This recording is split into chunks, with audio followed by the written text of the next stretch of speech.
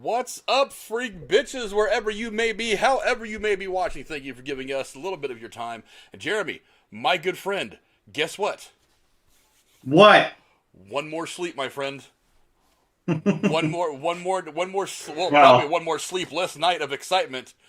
And my friend, here in about actually almost 24 hours, you will be walking into the theater and nestling your tight little butt into that theater seat to watch actually, yeah. Spider-Man No Way Home. I will be going to Yeah. I'm about 21-ish hours away from my showing, so it's right here. We can reach out and we can touch the face of this thing.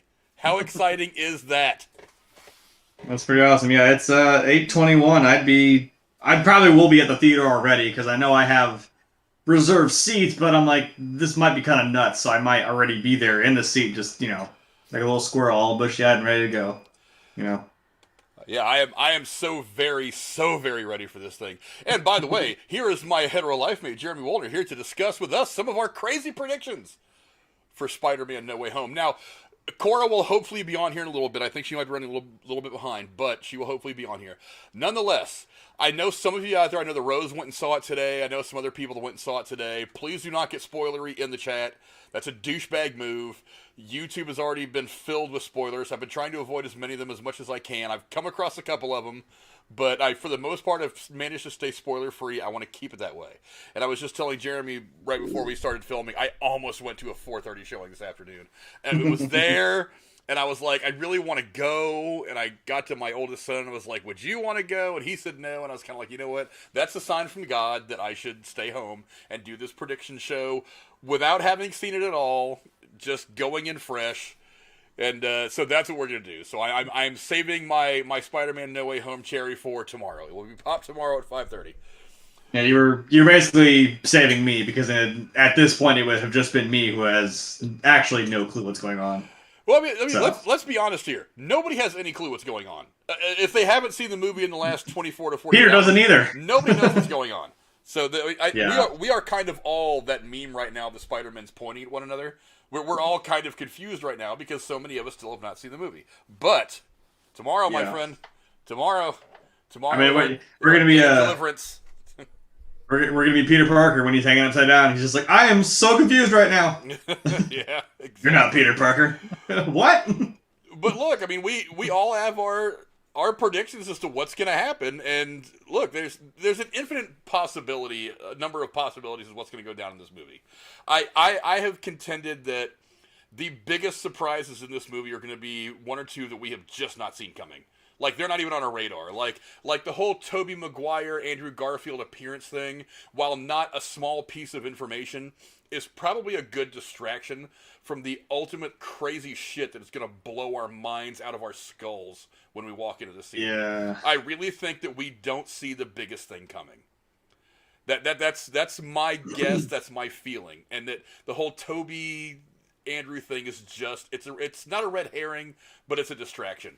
And I think that's one of the reasons why they let that get out. Because think about it, we've been talking about that for about a year now, about Toby and Andrew being in this movie. So it's like it's not really a surprise. I mean, that wouldn't be the biggest shock of the movie if we've been talking about it for over a year. I feel like there's something else in there that's going to blow our minds. Now, let's get to some of the crazy predictions that we might have. Jeremy, what's one of the guarantees that you think we're going to get out of this? Well, see, I don't want to cop out and say, Toby and Andrew. I feel like there is a meme in my head that I've seen. It's from, I think, Infinity War, when Black Widow was talking to Cap, when she's like, so do you think they'll be in the, Toby and Andrew will be in the movie? And Cap looks at her, he's like, they have to be, because I don't know what I'm going to do if they're not. I'm like, I was like, yeah, but I didn't really think about that. You might be right, that's kind of it's like they're keeping it under wraps, but that is the big focus, and that's honestly what 90% of the memes have been, at least the past month or two, if not at least over the past year. But I feel like it's going to be that for sure. I'm kind of surprised they blew the whole, hey, it's gonna be Goblin and Doc Ock, Sandman and Lizard. I'm like, okay, well, maybe save a few of them. Jeez. That to me wasn't a big shock, because you got to No. figure if you got the other two Spider-Men that are coming in, then it seems to reason that maybe one or two of the bad guys would squirt through with them. That would make an interesting storyline to follow. Not just which is the whole why Doctor we're all Strange saying that. spell thing, but having these guys around, because they can't just have Doctor Strange casting the spell be the villain of the movie. You have to have some guys to throw punches with as well. So it makes sense that some of the villains come through as well. There's consequences to this. Because I don't see my point with the whole Toby and Andrew thing is I know this is Tom Holland's movie. I'm not saying they're going to be there for the whole 2 hours. I'm like, yeah, they might come in at the end, or if there's some the boiling over point where where we've seen that shot where it's like Sandman, Lizard, and Goblin or whoever, they're all coming at you, and I'm like, well, as badass as I think Tom Holland's Spider-Man is, and I don't know if because we've seen that little tussle that him and Doctor Strange get into. I don't imagine Doctor Strange is going to turn on him, so he might try to help, but I don't see him fighting all of these other villains in essentially 3 different universes now, by himself. So they might come in for the end and have a whole. It'd be like, I mean, you saw Ghostbusters, right? We can talk about Ghostbusters for a second. Yeah, we never actually officially did a review of that because everything got kind of chaotic. I went on vacation. There was Thanksgiving. It's been really hard to find some content lately, so we haven't really done a review on that at all. But yeah, talk about it. Because where I was going to compare it to is, I'm like, I feel like it might be that end of the movie, if you know what I'm talking about. It's the kids, but then I'm like, all of a sudden, boom, here come the fucking OGs. Here comes Bill Murray, Dan Aykroyd, and Ernie Hudson. And then, Force Ghost Egon. To come at the end and kind of help out in this big, kind of emotional, but still kind of cool. I guess they're all crossing their streams, and then boom, there goes Gozer. So it's a pretty emotional. Like, I cried a little bit. It was nice, and I like how they did it. I'm like, after the movie's over, I'm like, that is how you fucking do that. That right there is how you send it off. That's how you pay homage to the original and to Harold Ramis, and you can still set it off onto, obviously Winston's going to be like the rich benefactor kind of Bruce Wayne type guy who's like, yeah, we'll fix the car up, we'll fix the firehouse up, like, we'll get these kids set up. I believe in this, because he said, like, I'm always a Ghostbuster. So I'm like, okay, I like that, like the handing the torch off kind of thing. It might be like that. They'll come together in the end. Yeah, I agree. As far as me, one of the things I think is guaranteed to happen, and maybe this isn't such a surprise to anybody because I think it kind of leans this way in the trailers. I don't think Doc Ock is going to be a bad guy even for a minute. I think he's going to roll right up in here, and he's going to be on Peter's side. Because that was going to be one of my second. That was going to be one of my second things. I didn't want to like ruin that when I said. I'm like, my second thing is I'm pretty sure Doc Ock is going to help out in the end too. He might help this version of Spider-Man. Well, one of the things that people were talking about when they released that Brazilian cut of the trailer that showed Lizard getting punched by air was that the obvious question is who's punching him? Now, the easy answer is it's another Spider-Man, but some people were like, hey, look, it could be Spider-Man in the middle, and then above him is Venom. I mean, we're going to talk about Venom a little bit at some point during the stream, and maybe the other person is Doc Ock who is fighting alongside him because look, we all know how Doc Ock ended the last film that he was in. He ended up he was always friends with Peter, not knowing that he was Spider-Man, and once he found that out, his view on Spider-Man changed. So at the end, he essentially tears up his own creation and kills himself to save Spider-Man. And he was specifically to save Peter. And so he has an affection for Peter in some way.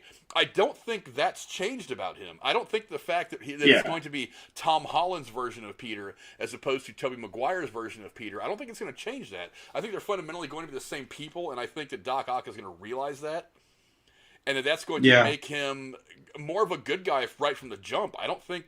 Now, I mean, obviously he's being held, as we've seen in the trailers, we've seen him being held in some magical, mystical prison that Doctor Strange has put together. I don't think he's going to be in there long. I think pretty quickly he's going to be out, and he's going to be working alongside, if not alongside, maybe to the same ends because I honestly think he's gonna that Otto Octavius that has that affection for Peter is gonna win out really really quickly. So I don't think he's actually gonna be a bad guy. And on top of that, there's one of the scenes in the I think first trailer. It shows Electro shooting his electric beam at Otto Octavius, so they're obviously in some kind of a scuffle.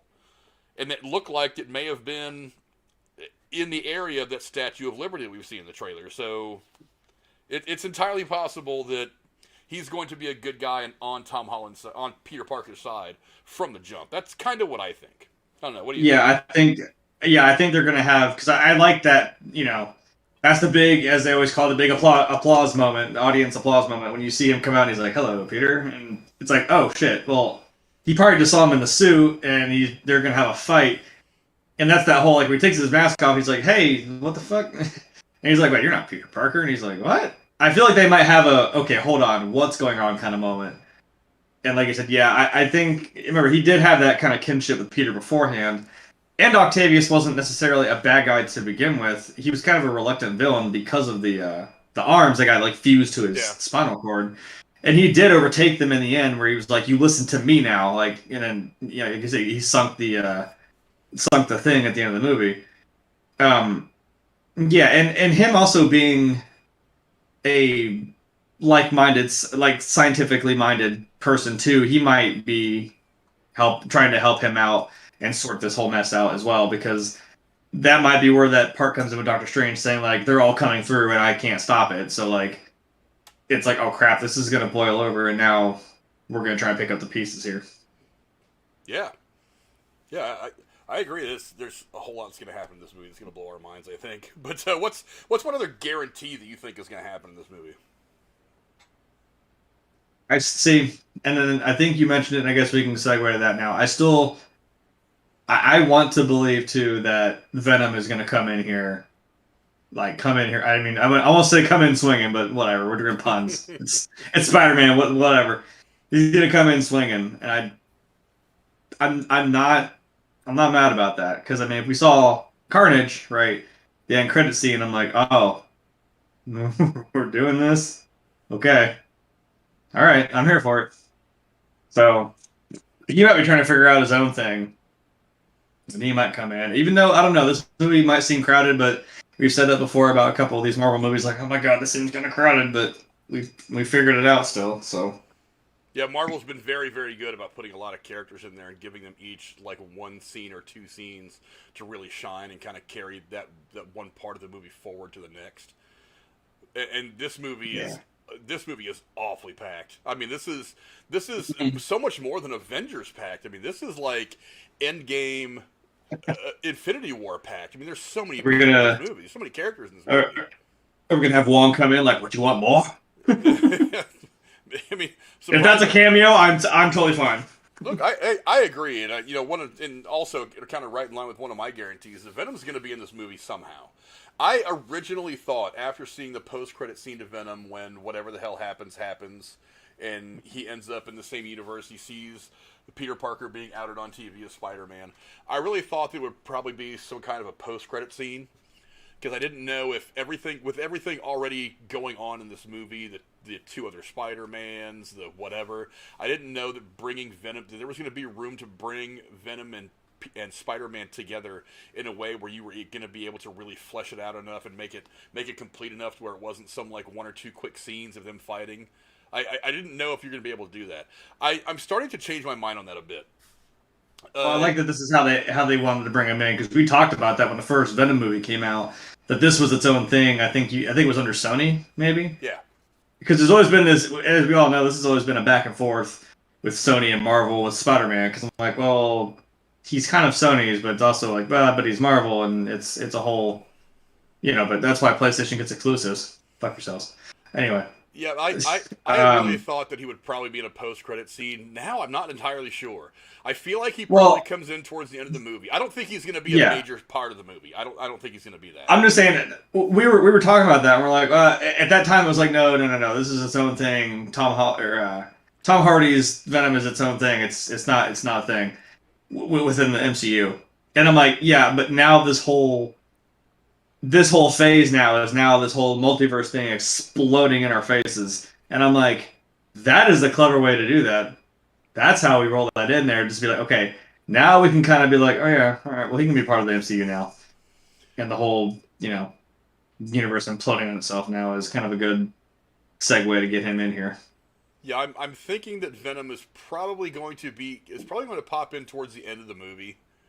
Yeah. It's probably after everything's said and done. I think he'll probably pop in. So it won't be a post-credit scene necessarily. It's going to be a post-main body of the movie scene, and that's where it's going to kind of set up where they're going to go from there. That's my guess, because I think the post-credit scenes, and I've heard that there are two, because my Jennifer's niece went and saw the movie today, and she the only thing, she didn't spoil anything, but she said there are two post-credit scenes.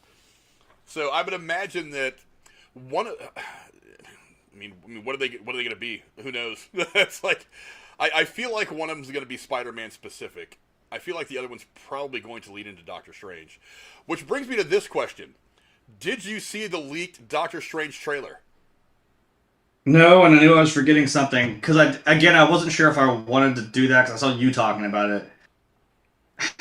If you want to tell me, that's fine. I'm kind of like, I'm curious. But because you said like you didn't know if you wanted to believe it, but if you believe it, it's about to be fucking crazy. I'm like, well, I didn't when I first saw. I'm trying to avoid. I first saw the title on YouTube, and I was like, "This is probably some fan-made bullshit, whatever, blah blah blah." I felt dumb for even clicking on it, and then I watched it, and within like 15 seconds, I'm like, "Wait a minute, this looks like the legit trailer." And as I sat and watched it, I was like, "Holy shit! I think this is the actual trailer, and it's fucking awesome." Well, I mean, I saw there was one for the new Robert Pattinson Batman movie, and I was like, "Ooh, cool, another trailer." And then I'm like, it was in like some Asian language. It was in English, but then there was like Asian subtitles, and then some parts were in a different language. And I'm like, "Is this a huh? What are we doing?" It was new stuff, and it was everyone was talking about it, and I'm like, "Okay, is this how we're doing trailers now, where it's in other fucking countries and we're just like, is it the real thing, or is it something else?" I don't know. I don't know what to fucking believe anymore. Yeah, but the universe is imploding. That leads me to another thing that I want to call it a guarantee, but I don't know if I can. I feel like Wanda is going to be in a post-credit scene because in this movie or Doctor Strange? In this movie, because in that trailer she features prominently. Like there's one scene. I figured as much. And I'll tell you this much because I don't feel like a trailer is spoiling anything because they don't put any spoilers in trailers generally. But there is a scene where some shit goes on, and in about 20 seconds or so into the trailer, Doctor Strange finds himself in what looks like a orchard of like cherry trees or something like that. Not a tree person, so I don't know what they are. And he walks up to a woman, and then her back is turned, and he says Wanda, and then she turns around, and you see it's Wanda Maximoff. And she starts explaining. She goes, "I did some things and people got hurt." And he said, "I'm not here to talk about Westview, talking about the events of WandaVision." And she says, "Then why are you here?" He says, "I need your help." And then he says, "What do you know about the multiverse?" And this is some creative editing, but her reaction was a strong one. And then it cuts to a scene of that astral form of her reading the book from the post-credit scene in the last episode of WandaVision. It cuts to her doing some, like sitting there all cross-legged, doing some magical meditation shit. And then it cuts to them walking to a door that is a doorway to the multiverse. So that's what I thought that she's going to be in a post-credit scene. That maybe she and Doctor Strange are going to be in a post-credit scene that leads up to the events of Doctor Strange and the Multiverse of Madness. That's what I thought too, because way back when WandaVision ended, and then we remember she was doing that meditation thing, and then she heard her kids again, and she kind of looks up like, whoa. And I'm like, this is her reading that book and trying to get more in tune with being, I guess, officially the Scarlet Witch now. And I'm like, oh, wait. And then we saw Loki, and I'm like, okay, so this is starting to be some multiverse type deal. And I'm like, maybe she heard her kids for real, or heard them through a different universe, because that could be possible. So I don't know. That could be. Yeah, I've read that. Hey, shit, maybe Loki will show up. I don't know. Yeah, Rose, I actually just went and checked. There is a mid-credit scene and a post-credit scene. Now, apparently the post-credit scene is not terrible important. It's more of a It's more of just a funny little add-on. I don't know exactly what... I just read that it's there. But the mid-credit scene is the one that is significant from what I just read. I didn't read what happened in it because I don't want to know yet, but it's there. But yeah, I mean, we've been hearing for a long time now, we've talked about it before on this channel, that there's supposed to be this overarching story between WandaVision, this film, Spider-Man No Way Home, and Doctor Strange and the Multiverse of Madness. But isn't there also an Agatha show coming out? That could be part of it. Yeah, but that just got announced, and it didn't become a thing till way after WandaVision was already out. So that takes time to develop. I don't think they could have, in such short order, connected. No, I'm not. Agatha. I'm not saying she's going to show up now. Yeah, I don't think she'll show up now. I think she's going to be strictly a Disney Plus thing. Now, well, that could change. She could end up somewhere in the movie universe. I don't know, but I have a feeling she's going to stay Disney Plus. That her character is going to be there, which I think is the best place for her, really, because I don't want to see her in a 2-hour movie. I want to see her in a 8, 9, 10 episode series because I think you can have much more fun with her character like that. Yeah, well, because that is how she left her one. It's like, well, if I need your help, I know right where to find you. Yeah. Okay. But I'm like, so we're saving that in the back pocket, or we're going to come back to that, right? But just going to leave that there. Yeah, a lot of. I mean, I know the Rose went and saw it today.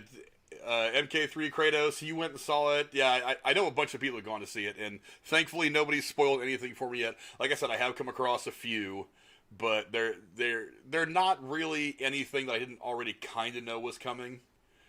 Some stuff just got spoiled in the last couple of weeks by some pictures that leaked. Some things have kind of been leaked by Sony.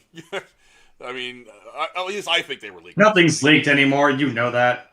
I don't think anything like accidentally leaks anymore. Like I love how everybody's like, oh, Tom Holland's got this big mouth. He always lets all this stuff out. Trust me. Sony called him and said, hey, Tom, when you're interviewing with Good Morning America tomorrow, let's slip that whatever this happens. And he's like, okay.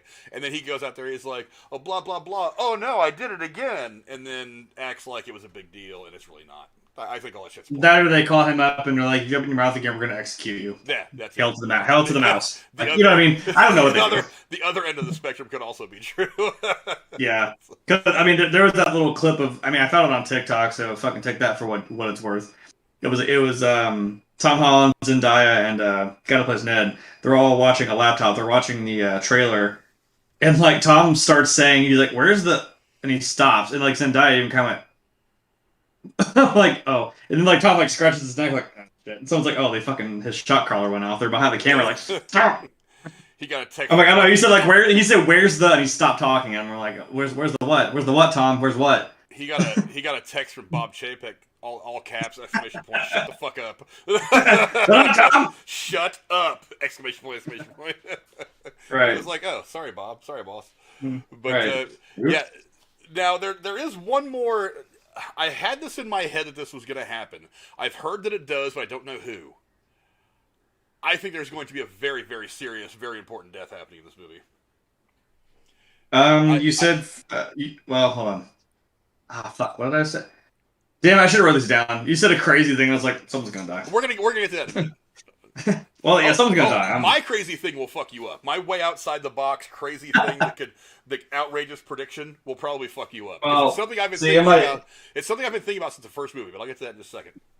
In my old age, I've already forgotten what the fuck my crazy thing was, and I feel like it was going to be something crazy, and I don't remember. I'm unboxing, by the way, so don't mind me. I am listening, but I'm just also unboxing all this shit. But yeah, I really do think there's going to be a significant death in this. My problem is this is the Marvel Cinematic fake death universe, so I don't know if they're going to stay dead. So I don't know how you could make a death significant when you're already talking about the multiverse, so this person could come back. I mean, there's already some rumor that Tony Stark appears in this movie somehow. I don't know if that's true or not. I haven't heard anybody say he does. So I'm thinking maybe it probably doesn't happen. Don't they kind of want Tom Holland, Spider-Man, to kind of be the Tony Stark of this universe now? So I don't know. Whatever. I'm okay with that. I don't really care. I don't know. But, hey, Sith Negan's just done it again. I mean, yeah, this is why the whole community loves Sith Negan. $200 bomb from Sith Negan. He says, here's a harsh truth, Sith Negan bomb. I do hope Spider-Man No Way Home lives up to all the hype and all the awesome trailers. Take care. Dude, thank you very much, Sith, for supporting the channel like you do. We really appreciate it. Thank you. But, yeah, I mean, I was watching the reactions on opening night, and they got 65 65 or 60 or 68 reviews, and only one of them was negative by the end of the night, or I think, or by the next morning when I woke up. It was like all of them were positive except for one asshole who just wanted to be that guy. You know what I mean? I'm gonna wreck this curve. Yeah. Also, He's that good. Thanks also to Brandon Bird, who subscribed a couple of days ago. We appreciate it. I know he subscribed when I was on Derailed Sunday night. But and again, thanks a lot. Thanks a lot, Sith Negan, for supporting the channel at that level. Again, we very much appreciate everything you do. But yes, sir. Yeah, I feel like someone's going down, because Tom Holland's been saying for the last several weeks that this movie that it hits a lot harder than any other movie any other Spider-Man appearance that he's been in. And I don't think this is going to be some dark shit. Yeah, I don't think it can hit hard unless someone dies, unless someone goes down. Now, my personal thought, I mean, let's go down some of the characters. I don't think it's going to be Happy. I think Happy is the comedic relief. He's that one connection to Tony Stark that Peter still has. I feel like it doesn't do any good to kill Happy. Because we would all be sad. Yeah, could it be Aunt May? I thought about Aunt May. I mean, I've liked Marissa Tomei in the role. I'd hate to see her go, but I mean, that would be significant. That'd be fucked up, yeah. Especially if my crazy prediction ends up being true. I think that would be more significant. But I don't know. Now, I mean, really, who else is there? I mean, I feel like Doc Ock is. Well, I'll get to them in a minute. I feel like Doc Ock is probably going to die. I feel like all the bad guys are either going to go down, or they're either going to die, or they're going to go back to their universes, their particular universe. Remember, Doctor Strange does tell him all of these guys die fighting Spider-Man.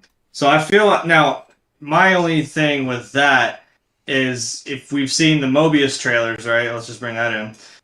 Like in an alleyway somewhere, you see a thing of Spider-Man, and then someone spray typed the word murderer across it, and I was like, wait, what? He did what? He did what? Who to who? What?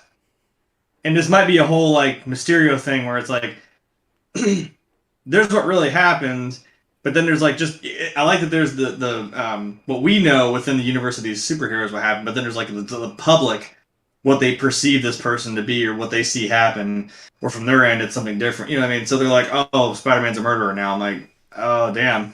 Tom Holland's Spider-Man doesn't seem like the kind of guy who would want to fucking kill anyone like that, so he might have a hard choice to make, or something's going to happen where they're going to label him a murderer, and it's going to be bad news bears.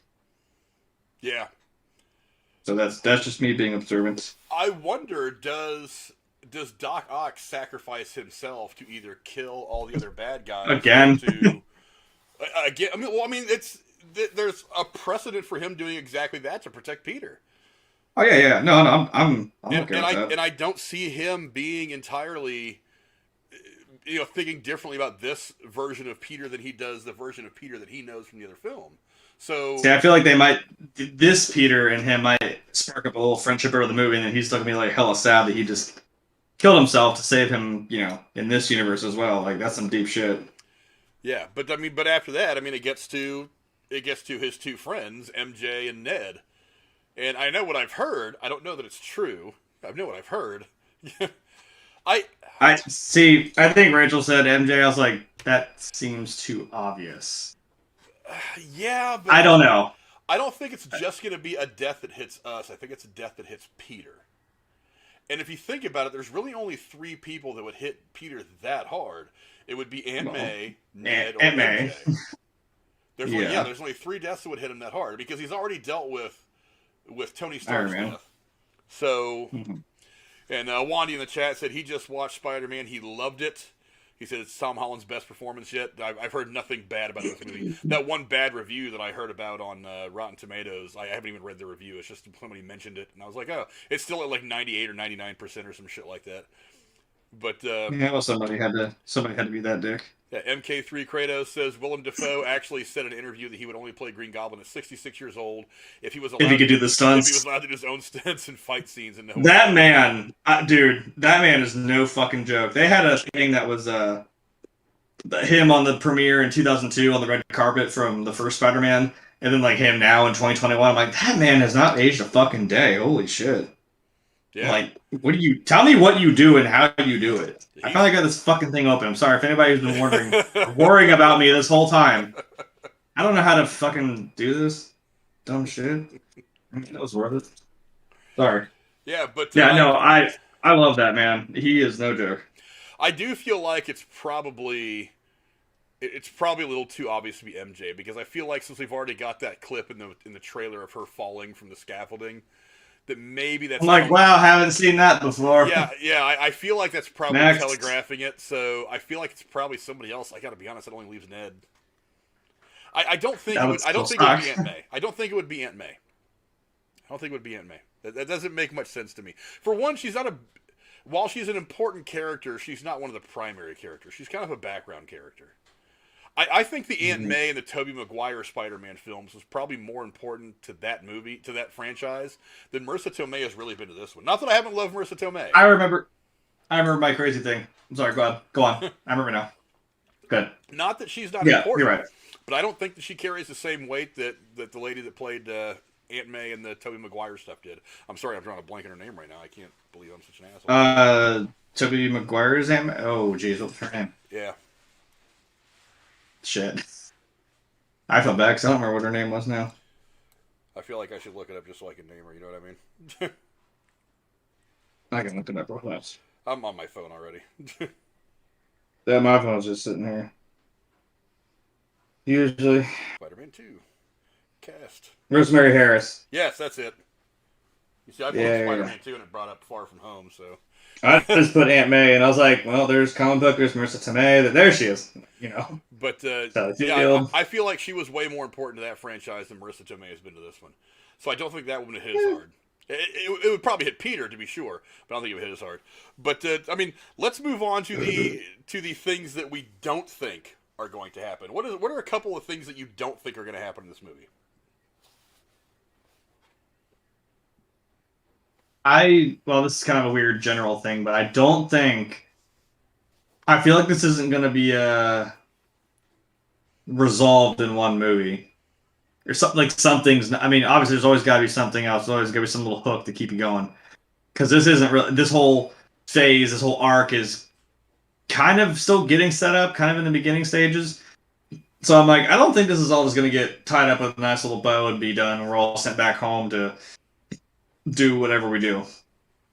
So honestly, I don't think this is going to be a one-off. I know. I mean, is this the last Spider-Man movie? Maybe I don't know. I feel like there's still going to be some remnants of something that is the result of this spell going awry that's going to carry over. I don't think this is going to be Tom Holland's last Spider-Man movie.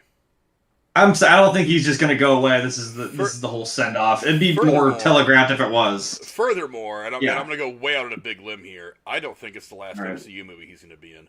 I actually think, for all the talk about Sony taking Spider-Man back to do their own thing for a while, I honestly think, and I could be way wrong, this is just my gut talking to me here, I honestly think the deal's already worked out between Sony and Disney.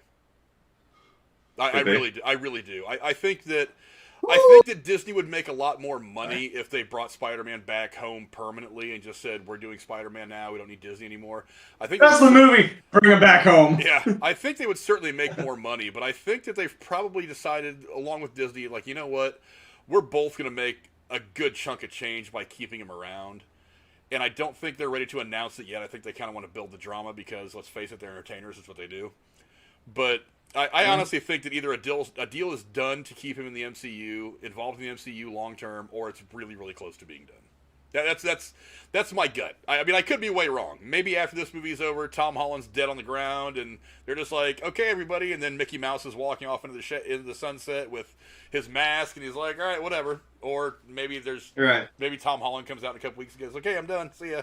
I'm out of here. No more Spider-Man for me. Because he did say recently he doesn't want to play Spider-Man until he's 35. That if he's still doing it when he's 35, that's a problem. And, I mean, he's... How old is he? Yeah, because Tobey Maguire was how old? Yeah. And that was one of the knocks on Tobey Maguire's Spider-Man, is they didn't like the fact that he graduated high school in the first movie. They wanted the teenage Spider-Man. But, I personally... Teenage Mutant Spider-Man. Yeah, I personally think the deal's already either done or close to done to keep him in the MCU. I could be wrong. I mean, my gut tells me it's done. I could be wrong. Well, also, he does look younger still. Like, I know he is, like, you think he's older than me even, which is wild. So, I don't know. He looks. I don't know. I guess back in the day, I remember I was also like younger when I saw Tobey Maguire, so I always thought like, oh yeah, I could believe he's a high schooler. But watching it now, I'm almost 30. I'm like, every high schooler in this movie looks like they're 30. What the fuck?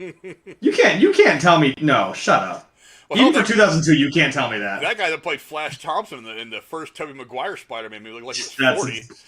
That's what I'm saying. That's exactly who throws it off. That guy looked like he was an NFL linebacker, for Christ's sake. I'm like, dude, I know they build him tough in New York, but that guy's 6'5", he's 250 of pure muscle. That guy plays linebacker for the fucking Giants. He is not a high school senior.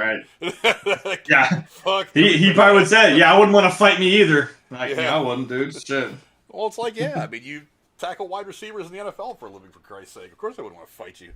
But, no. Yeah, so... yeah, hold on. Speaking of multiverse, after 6 fucking months, he's finally fucking here. We have got President Loki up in the fucking house. And you want to see the box this motherfucker came in? They all come in small boxes, but this bitch is in a box that's this big. Well, it's like, President Loki. He needs space. Yeah. Yeah, a whole universe.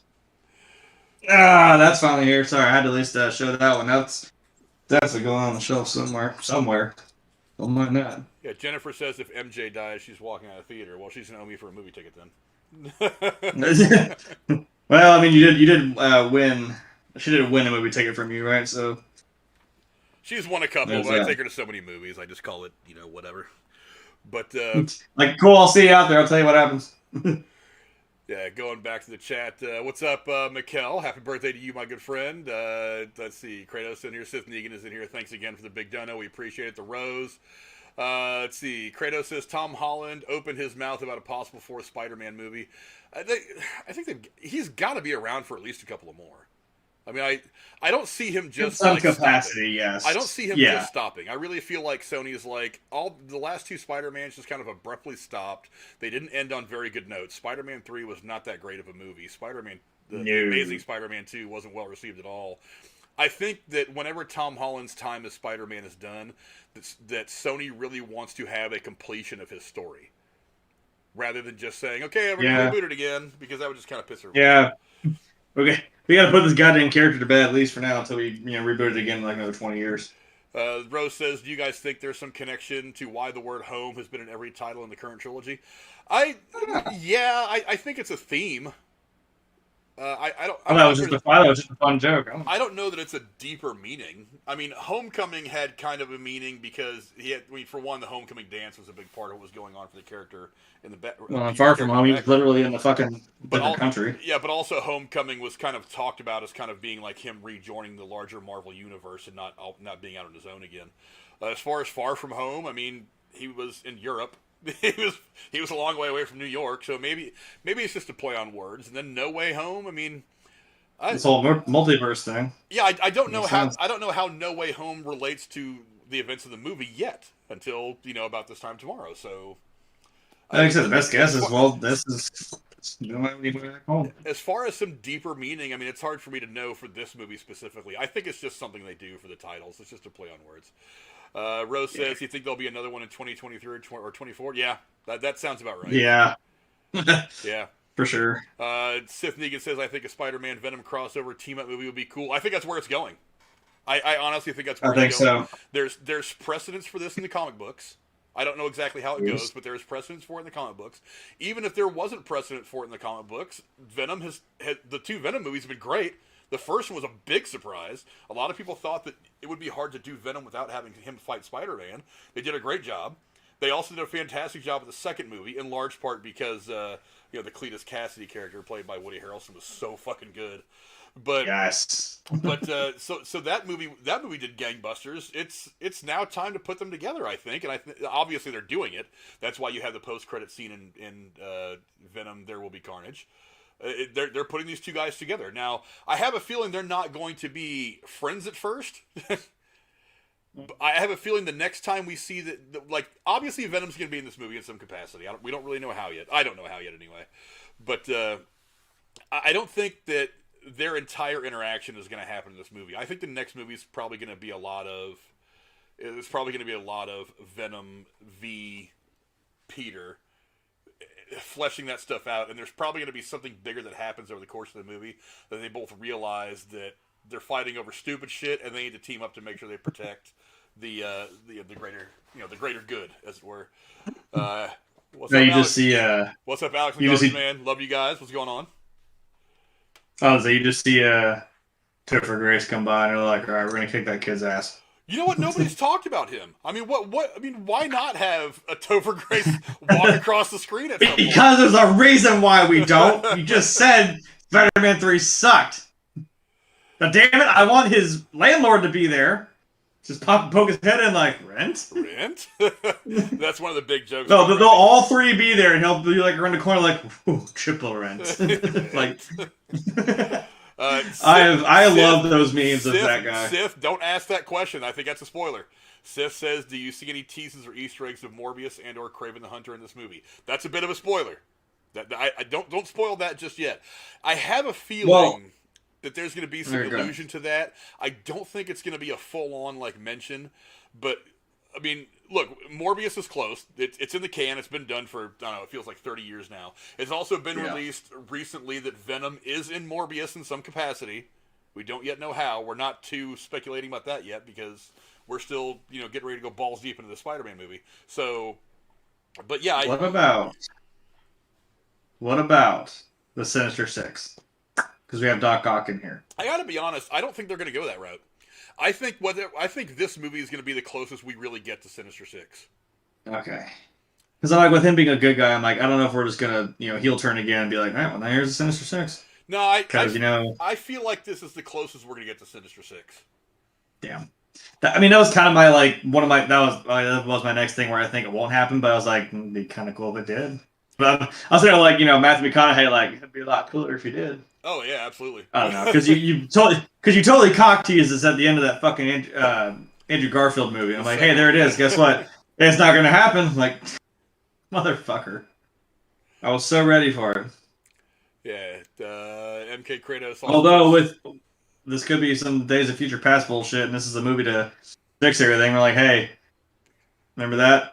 But you see, that's always my problem with this multiverse stuff, is it makes everything so convoluted. You can kind of just go down willy-nilly down whatever path you want, whether it makes sense for everything we've already seen in the MCU. Because remember, we've already got 22, 23 movies of MCU now, I think, or something like that. Yeah, that's just movies. That's not including the Disney Plus stuff that's come out. So it's like, do you really want to? You really want to just like rearrange all that with multiverse with the multiverse? That doesn't make any sense to me. I think it's okay for kind of like something that happens that impacts like this. Like, I guess you could say it started in WandaVision, but maybe it impacts this movie, and it clearly is going to be big in the Doctor Strange Multiverse of Madness. And then after Multiverse of Madness, I think we need to stop at the multiverse. I don't want that to become a thing because it's always in like the Arrowverse stuff on CW. I think like all the time changing and the dimensional blah blah blah, it just got convoluted, and it's really made me struggle to enjoy those shows the last 4 or 5 years. That's comic books, though. Yeah, but in the comic books, though, that's a different medium. You can make that work in the comic books. On TV and in film, though, it's like you have 2 hours, roughly, give or take, depending on the movie. You have 2 hours. That story's got to flow really, really well, and comic books can kind of have this weird ebb and flow that's different from the visual, from the TV and movie media that you can deal with that. I just don't want it. I just think it's going to be too confusing. And honestly, that's one of the things that concerns me about what DC's doing. They're going to have 9 different Batmans, probably multiple Supermans at some point. I just feel like that their whole thing is going to be too convoluted and weird for us to really get into. And I really, really want to continue on with what we got with Zack Snyder's Justice League and to go on. I want Aquaman, which just wrapped filming in the last couple of weeks, by the way. I want Aquaman to be good. I want the next Wonder Woman to be good. I want it all to lead into another Justice League mashup movie that's really awesome. But you've got 19 Batmans. I mean, you're going to have... I mean, they're still talking about Michael B. Jordan playing Superman in another iteration of Superman. They're still talking about, what's his name? Fucking Henry Cavill coming back. So you're going to have Henry Cavill come back. So you're going to have 2 different Supermans going. I don't want that. I don't want 9 different of one character doing this stuff, multiverses and all this nonsense. I just don't want it. But you can't tell me, like I did, maybe because I'm a big Batman fan, You didn't freak out at least a little fucking bit when you saw that goddamn Michael Keaton cow. I was like, Oh, I did, but like I said, it's okay for one movie. And if what we end up finding out is that they're doing this, because Flashpoint is a very specific thing. It's not just yes. multiverse. It's a very specific point in a story where something happens Yes. that has ramifications, and then the rest of the story is them fixing those things. It's not just some. It's not just, oh no, now willy nilly we've got 10 different Iron Mans out there. Maybe there's going to be one universe out there where they actually put Tom Cruise in the Iron Man suit. It's like, I mean, he actually. Now look, guys, save it for season 2 of What If. All right, Yeah. You can do it with that shit. Yeah, You've seen Tony Stark in every one of those things, and he's like absolutely shitty. And I'm like, they shit on him in every single episode of that thing. Every time they go to a new universe, he just fucking dies, or he's just like, when the Watcher came in, he's like, "Yep, I want her, not you." He's like, "The fuck?" I'm like, "Right." He said, "Fuck you, Iron Man. I don't need you." Yeah, Derek Haynes in the chat says they do that. I missed the wrong one. They really do need to slow their roll on calling it the best Marvel movie of all time. I haven't seen it yet, so I don't know. I mean, I've heard a lot of people. Now, I've heard a lot of people say it's the best Spider-Man movie that Marvel's done yet. That has come out in the MCU. That it's better than the first two. This is a big deal. I've heard a lot of people say that it's awfully good, that they don't put it up with Civil War. They don't put it up with Captain America. Infinity War. They don't put it up with Infinity War, but they said they put it up there close. I'm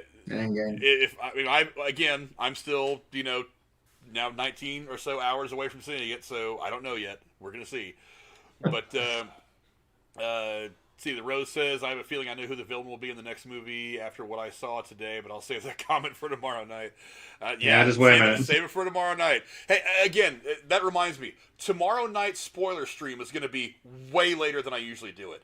Because... Yeah, that's my fault. Sorry. Well, I mean, honestly, we should have coordinated this better. I kind of take some of the blame myself, but Jeremy's not going to see it until 8:30. I'm going to a much earlier showing. As soon as Jennifer gets off work, we're bouncing out to where Aaron's going to come here. We're bouncing over to the theater, and then since we have some time, we're probably going to grab a bite to eat. Then we're going to come back here. I've already got the stream all set up. Me, Aaron, Jeremy, hopefully Cora, maybe even somebody else if I want to squeeze them on. I don't know yet, but yeah, well, tomorrow's going to be the big spoiler discussion. That's going to happen I think I've got it scheduled for 11:15 tomorrow night my time. So be advised, it might be a little bit later than we usually do our streams. Go ahead. Also, maybe Rachel, if it's like, I'm fresh out of the fucking theater, I'm like, I'll just keep instead of like, putting these on or doing something, I'll just open up the Discord and just hop in there. So it'd probably be the two of us talking. Yeah, so it may just be me and Aaron to start, but you guys know Aaron. He's been on the program before, and you know that he's a hell of a talker. And me and him have great conversations going back and forth. I was trying to get him on here tonight. I was trying to get him on here tonight for this, but he wasn't available. But let's see. MK Kratos. Well, that's also because I have to work, so I had to work and then go there, so I couldn't really. And it was finding a damn ticket in the first place, so yeah. Let's see, MK Kratos says the best Marvel movie of all time. How many times has anyone heard that line with at least 5 MCU movies already? Make a decision. Well, look, I mean, movies. The next one that always comes out is always going to be the best one because it's the one that we're watching now, and it's the big hype lead up to that movie. Some big movie like this that's important, like when you got this multiverse thing, and you got possibility of other actors from other movies coming in. It's like Endgame. This is like, this is where it all goes. I'm like, yeah. Yeah, obviously. Movies are subjective. I mean, believe it or not, Jennifer doesn't like The Godfather. I have no idea why she's so wrong in her wrongness. But you can be wrong. Many people consider The Godfather one of the greatest movies ever made, if not the greatest movie ever made. Jennifer doesn't understand that. I mean, look, movie is a form of art. I look at a painting and I don't get it the way that somebody who's really into painting might get it. So you don't see the sailboat? It's okay. Yeah, you don't see the sailboat. Great reference. You don't see the sailboat? Right. Yeah. Clerks 3. Well, and this is the thing. Kids. I know. So happy. I'm very happy. And it may also be like, this is now. This is a weird. In 10, 20 some years, I mean, they're still going to be making movies because they're not going to stop with this. But I'm saying we'll look back on it, and it's like when things get a new look, you're like, maybe you can look at it kind of distanced a little bit in time and be like, okay, this was probably the greatest part of it. This was a good movie. This was a bad movie. I don't know. We're in it now, so it's kind of weird to start saying it because, like I said, every movie like this or every new movie that's coming out, especially in this I guess, series, this universe. It's going to be, that's the big hype. That's the big movie that's coming out. So maybe in, 50 some years from now, when they finally stop making these fucking movies, maybe it'll be that week. We'll be able to look back and be like, oh yeah, Endgame was fucking awesome. Like, I don't know. Sith Negan says Justice League 2. Do you use the Legion of Doom or Injustice League for the villains? I don't know. You're the Batman expert. What do you think? Do you go Legion of Doom or Injustice League?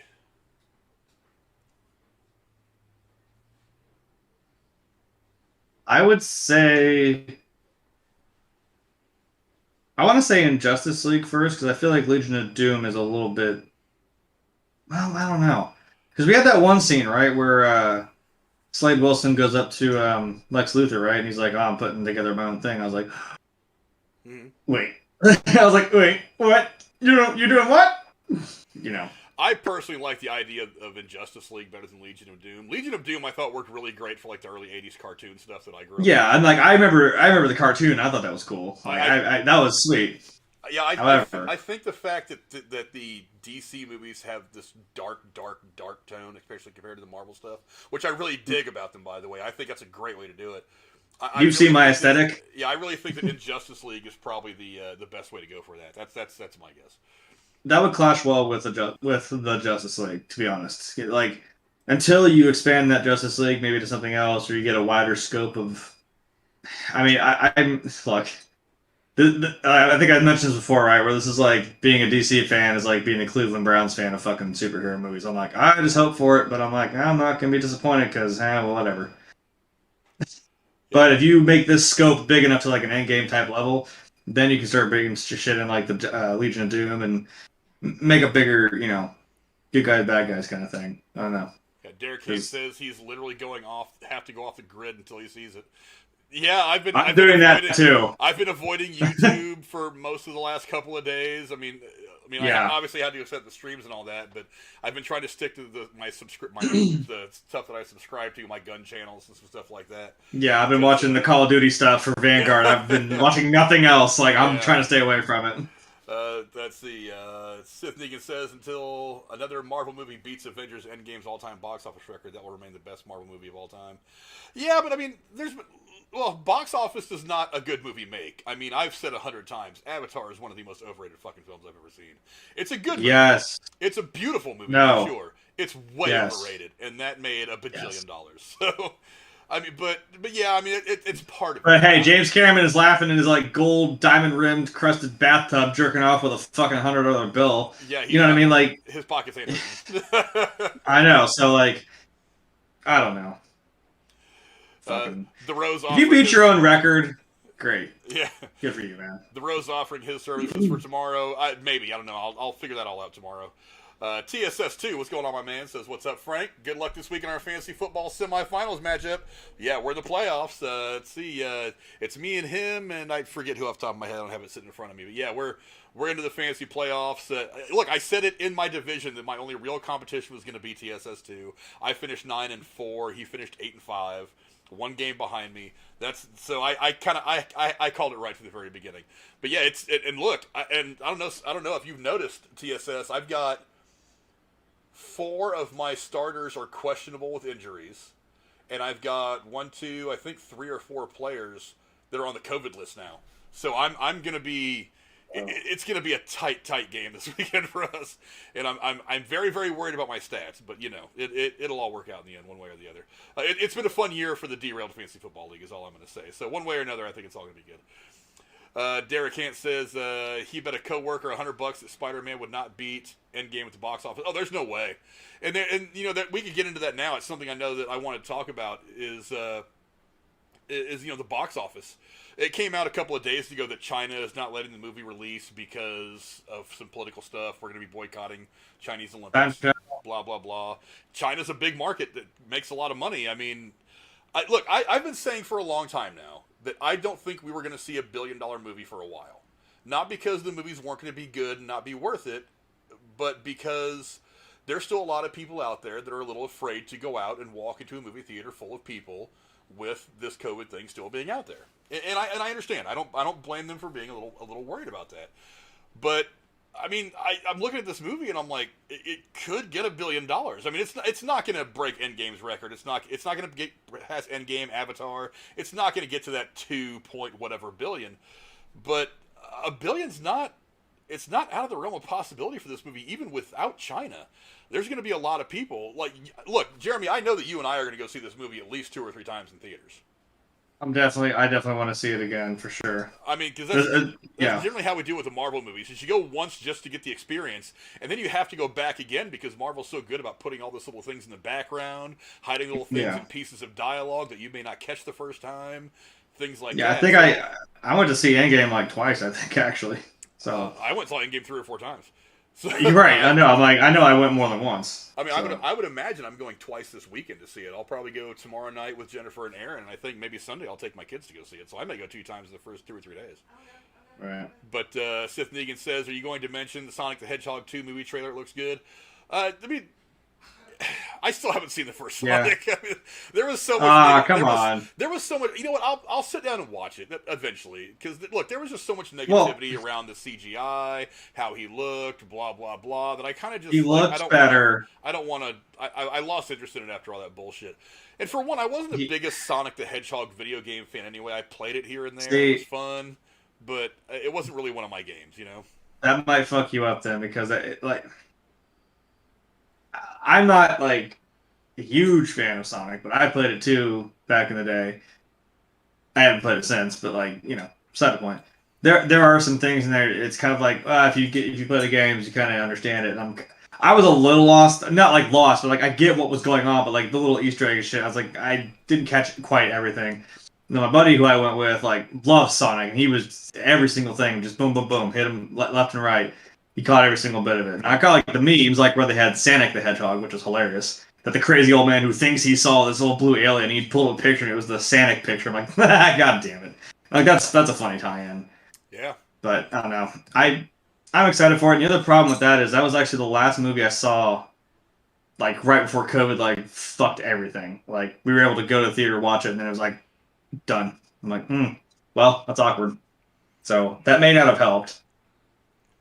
I don't know. I think the movie looked great. He looked better. He looked more like he was supposed to. And it seems like this is going to be a good movie with the setup we're going with. I don't know why we didn't make Robotnik fat because he's supposed to be. I mean, I don't know why Jim Carrey just can't be fat because he's Eggman. Whatever. I don't mind personally, but like I said, I was not that much into the Sonic. I wasn't one of the Sonic purists anyway, so I mean, I'm not either. I'm just saying, I like the game. Gotta go fast. I'll sit down. I know it's on Hulu. The first one is. I'll sit down and watch it, and maybe I'll like it, maybe I won't. I don't know. But I gotta admit though that the trailer for the second one, I liked the trailer. It was fun. I think Jim Carrey looks good, for his role as the villain. The voice actors, no problem. Matthew Martin, the guy that plays the guy, I like him. He's in all kinds of stuff. I don't know. The trailer's interesting, so I'll probably catch up on these at some point. Derek Hant says, as huge as Endgame was, and for how long it was in the theaters, on top of a pandemic still going on, I don't see how it could. Yeah, look, $1 billion is going to be a bit of a stretch, I think, especially without China. I'm kind of 50-50 on whether it can get there or not. I think it can, but because this movie, look, some of the big movies that have come out since the theaters have reopened in the last 6 months or so. I mean, Black Widow, it was probably going to do $1 billion, but it came out really early in the theaters reopening, so that really depressed its box office. I think Black Widow probably would have just because it was a Marvel movie, but I don't think it would have necessarily been great. Tenet was the first one that came out, and it just got kind of ate up by the COVID stuff. Which is sad because I love that movie. I thought it was awesome. And then you get into Fast 9, which I think move on. Fast Next. 9 probably could have had the movie been good, but it's everybody went and saw the movie. Had the last fucking 5 been good? Seriously, it's look. Even people I know that love the Fast and Furious movies, that love The Rock being in them, that love the brainlessness of them, went to that movie and were like, "My God, this movie's terrible." It's even the people that love that mindless action that the last 3 or 4 movies of that franchise have been, that movie is just not good. It's bad. Yeah. And I actually sat on the flight back from Texas last week. I actually sat and watched the first 45 minutes of it, and I was like, meh. It's it's what's his name, John Cena being John Cena. It's Vin Diesel being the only character he knows how to play anymore, and Dominic Toretto. Now, it was kind of interesting seeing that kind of flashback to the incident where the race where his father dies and all that stuff that you heard about in the first couple movies. But I mean, the Charger. But for the most part, I was like, meh. I'll sit down and finish watching it, but I'll be really bored to do it. Jennifer, I'll stay where I'm at, like the first 3-4 movies. I'm fine. Oh, yeah. I still think the first Fast and Furious movie is the best one of the franchise. By far. Say what you first want, one's amazing. Say what you want about it being a Point Break remake. I don't fucking care. That movie was still grounded. It was still better. It kind of is. It was, the cars were a character in the movie. They somehow went from being like regular street crooks to being like James Bond level super spies, and I just don't see it. I don't get it. Yeah, when you start doing the heist shit, I'm like, But even the heist stuff, it's like dragging that giant bank vault around like Rio de Janeiro, whatever the hell they were doing. That makes sense to me. But it's like, it's fun, but the whole thing about driving the car in the Arctic and the submarine and I can't do it anymore. It's just getting a little too ridiculous for me. Let's see. Jennifer's in the chat saying she doesn't understand The Godfather. It's dumb and so long. Well, your face is dumb and long, so whatever. Got him. Bazinga. I scrolled off the chat and lost where I was. There I am. That's all right. Rose says, I like the game, but can't sit through the movies. The Godfather game, I played one of them. I didn't like it. If that's what you're talking about, was the Godfather games. I thought you were talking about Spider-Man. I played one, I didn't like it. But or maybe it was the Godfather. I don't know. Let's see. The Rose also says, I'm surprised I have another game since I lost the consolation bracket last week. Everybody's going to play through, because there's going to be like a first through a last place, so everybody's going to play through in the fantasy football bracket. So even if you get bumped, you're going to have a game the next week to determine exactly where your place is in all 12 teams. Let's see. Is a lot of people not willing to mask up or are scared? Well, I mean, it's just going to take time. Look, I've been saying for the last couple of months as it's come up on here that it's the movie theater numbers are going to look really, really squiffy and weird for the next couple of years. I mean, if COVID were to disappear right now, this very moment, Thanos grabs the glove, snaps it all away, there's still going to be a lot of people that they're going to wait for 6 months. They're only going to go to certain movies. They're going to be careful because they feel like they need to be, and that's fine. It's just going to take time. I hope that the movie theaters can work around that, and the movie production companies kind of understand it when they're doing their budgets and stuff like that, and setting their release schedules. It'll be back to normal in time eventually. Let's see. There's a lot of you. I read that already. Endgame was in the theater for weeks. You know what? Endgame was not in theaters nearly as long as Avatar. Avatar was in theaters for 11 months. That is that's 5 months longer than most movies. Well, yeah, no wonder it fucking made all that money, because you just wouldn't stop. I went and bought Avatar on DVD, and it was still in my local theater. It was in theaters for almost a full calendar year. So, I mean, of course. Now, granted, it wasn't number one in the box office that whole time. It was only really number one for the first month or so, and then other movies came out, and eventually it fell down the ladder. But it was still making money for almost a year in the theaters. So whatever. But yeah, if you keep it in the fucking theater for a fucking year, it's gonna yeah. TSS says, I've been avoiding spoilers for a while. I muted my entire Twitter for keywords thinking of possible spoilers and YouTube. Right. I only go in my sub box. Yeah, I mean, hey, I've been doing the same thing, but I still have been kind of tripping on a couple of them, so it happens. Let's see. The Rose says the Sonic movie has almost nothing to do with the games. Yeah, I mean, that's kind of how it goes with video game movies. Yeah. I honestly There's references. I honestly think that's the best way to make a video game movie is to not try to be like spot on true to the game, but take kind of the Marvel route, kind of take certain aspects and craft a whole new story around it. I think that's the only way you can really do it and make any kind of video game movie work. Well, to be fair, they did the Tomb Raider movie very much like the one that they rebooted when they rebooted the game in 2014 or 15 or something like that. It was almost kind of exactly the same, but there's a little difference with her dad, and then the whole thing that they were the artifact or whatever they were trying to find was different. That was to the movie, but it's the same kind of deal where it's she goes on the boat, she crashes on the island, she fucking gets her ass kicked 12 different fucking ways. And, there's an arc of she only has the one gun, she fucking, if you kill somebody for the first time, and she ends up, And of course, by the end, whoop, she takes 2 guns. I'm like, there she is. You know, I don't know. It still works, I thought. I'm going to skip a few things because I want to get back to some of the things that we don't think we're going to see. Kratos says, I think the multiverse all starts with one person that all the Spider-Man movies have. Jameson played by the same person every Spider-Man movie. That could be something that pops up in this movie. I don't know. I personally think it's that him coming back to play J. Jonah Jameson is more fan service than anything else. But it's the best fan service. You know who they need to bring back? Bring back Bruce Campbell, because he was in all 3 of the Tobey movies. Just please bring him back. He was. Because they made that meme too. It was Doctor Strange is like, they're coming through and I can't stop them. And it was all 3 of his characters in the movie. Yeah. Like, yes, please do that. Thank you. Yeah. Let's see. The Rose says he can give me his Sonic movie digital code. It's actually on Hulu, I think. I've got Hulu. I'm pretty sure it's on there. It's on one of the streaming services. I know I've seen it on there and I can watch it. I just haven't sat down to watch it yet. But I'll get around to it. Because, like I said, this trailer for the second Sonic movie actually looked kind of fun. Knuckles. Says, don't forget to check your Discord. Give me your opinion on my Thundercats live-action movie casting choices. Thanks. I will go look at that after the stream is over. I know that you said that to me a few days ago. I think I was still in Texas, so I didn't really have a chance to go digging into that, but I'll look. Derek says, you guys don't have a mask mandate there. It's really a state-by-state thing. I know California just reinstituted a indoor mask thing, so if you're going to see movies in California or New York, there's probably still mask mandates. Jeremy and I live in Ohio, and they dropped a mask mandate months ago. To be absolutely honest, I stopped wearing masks months before that, and nobody really cared. But it's a state-by-state thing.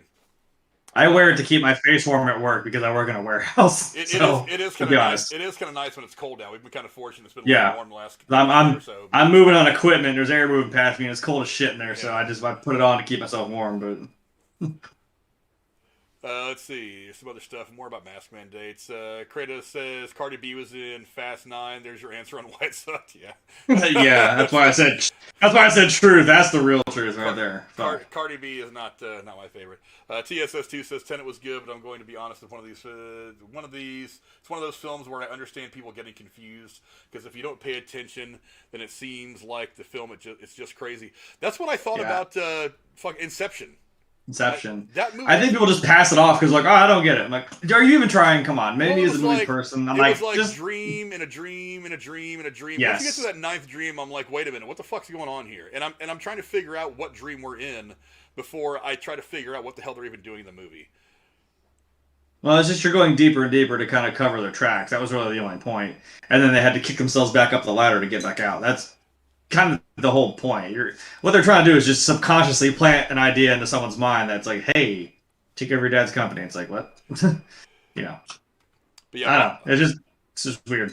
Yeah, I'll go now to one of the things, now that I'm caught up in the chat, I'll go to one of the things that I'm pretty sure is not going to happen. A lot of people aren't going to want to hear this, but it's true. No mutants. I don't think it's happening in this movie. Now, we may get some kind of... there's been a lot of people talking about like one of the people that could come through whatever that riff is in New York is going to be Patrick Stewart as Charles Xavier. It's not that I wouldn't absolutely shit my pants if that happened.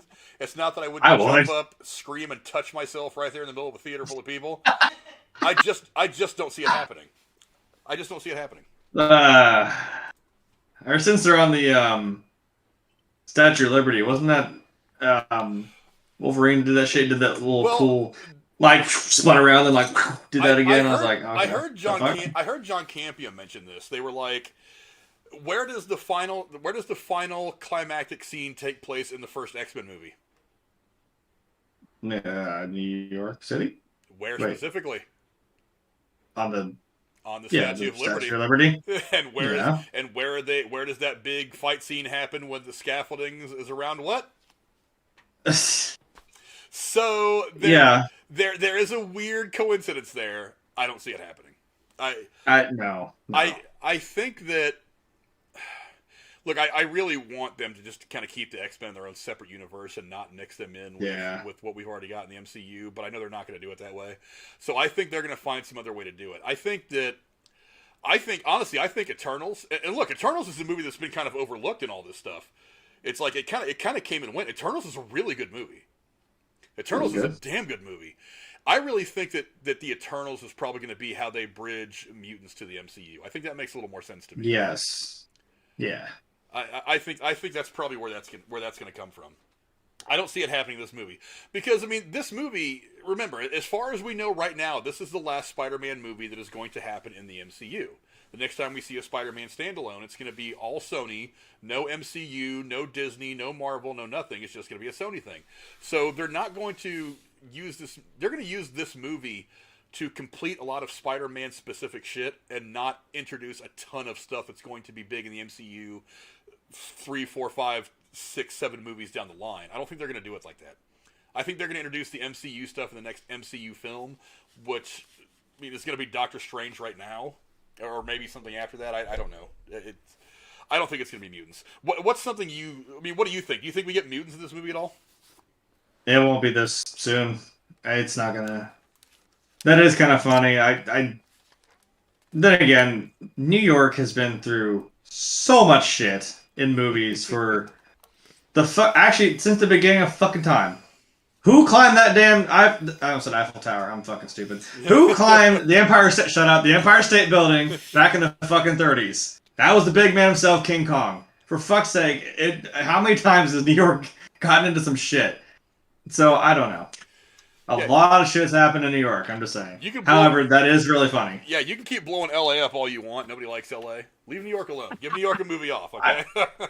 Right. Just.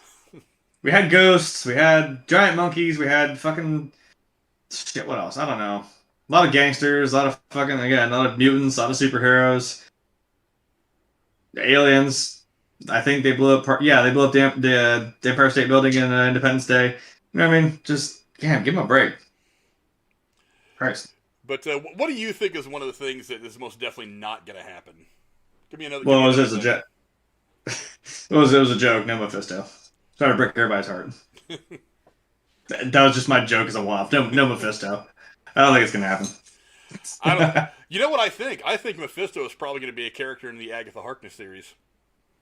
That would make more sense. Yeah. I feel like Mephisto being some kind of a mentor to her makes more sense than having him creep up as a main bad guy somewhere. And that maybe her and Mephisto end up going head to head at one point, and she ends up killing Mephisto as a way to steal his power to make herself more powerful, and that sets her down the path. And that sets her down the path of finding this Scarlet Witch that she's read about and wanting to take her power too. And then eventually she comes across Wanda. And with Wanda doing her thing now, it's like, oh boy, that's like some Dragon Ball Z shit. Like, this is our first form, we're gonna fight, and all of a sudden we're gonna come back fucking 3 more Super Saiyan levels stronger, and we're gonna fight again. I'm like, oh my god, this is gonna get wild. Rose, the only spam in the chat I can see, I mean, well, I don't know who Carol Potter is. I mean, welcome, Carol Potter. If you're actually a viewer, we're glad you're here. We hope you subscribe and like it. Right, why are you talking about VTech? Are you fucking 3? Yeah, what? Is that, he says, don't copy that link. Highly likely. It doesn't even look like a link to me, but okay. Yeah, nobody copied that. But hello, Carol Potter. Thank you for coming and checking us out. We appreciate it. Don't mind me. I'm just a dickhead. I didn't mean you're actually 3. Just if that's a link, I don't know what that's a link to, but whatever. Yeah, another thing that I don't think is going to happen, a lot of people think it's going to, but I don't think it's going to happen, at least not yet. We're getting close. It's Fantastic Four. I think there might be a bit of an allusion to it, but I really don't see it. I don't see it being a really a big part of this movie. I don't think they're going to squeeze that in. You know who the bridge to Fantastic Four would be? Probably somebody like the Silver Surfer. I almost couldn't say it. You know, he's out in space. He's kind of the connective tissue to, I don't know. That might be one. Maybe Doctor Doom when he's out doing whatever he's doing. I don't know. This will also be the third, unless it's someone else. If this is like the third time we've done that, and then if this is any iteration, I guess this is the third Spider-Man we've had. So, yeah, what do I know? Yeah. Could we maybe do Fantastic Four right this time? Well, that'd be funny as shit. Hold on, you could bring back Chris Evans. It'd be funny. It'd be a funny little joke. You're like, Cap? It's like, no, flame on, boom! Wouldn't that be cool, though, if those rifts start opening up around the Statue of Liberty, And Doctor Strange is like, they're coming and I can't stop them. And then Chris Evans flies in as the Human Torch. Yes. Yes. Now that's what I'm saying. And I'm sure, come on. You want to do it, Chris Evans. And then Peter looks at him and goes, why are you dressed like that, Captain America? And he's like, Captain who? What the hell are you talking about? Right. What the fuck? My name's Johnny. What are you talking about, kid? That would be hilarious. That would be great comedy. That would be some really fun shit to see. I mean, we'd all be doing that same little cameo he did in fucking Free Guy. What the shit? What the shit? That's easily one of the greatest moments. I love that. Let's see. MK Kratos says, let's see, have St. Louis as a movie setting for once. I've seen movies based in St. Louis. They haven't been like disaster movies. I think they've been like cop movies and stuff like that. I was thinking like the Blues Brothers, very heavily based in Chicago. Like that was cool. And then like Scarface is in fucking Miami. You know what I mean? He says the Exorcist book was based on a real exorcism at a hospital near St. Louis. Well, that's something. Isn't Amityville? Wasn't that in Ohio? The Amityville movie? No, I think no. The Amityville house is in. I thought it was like in Vermont or Connecticut or some shit like that. I could believe that. I really could. I don't know which. No, wait. Which one was it? Maybe. Where my phone? There was one where it was in Ohio.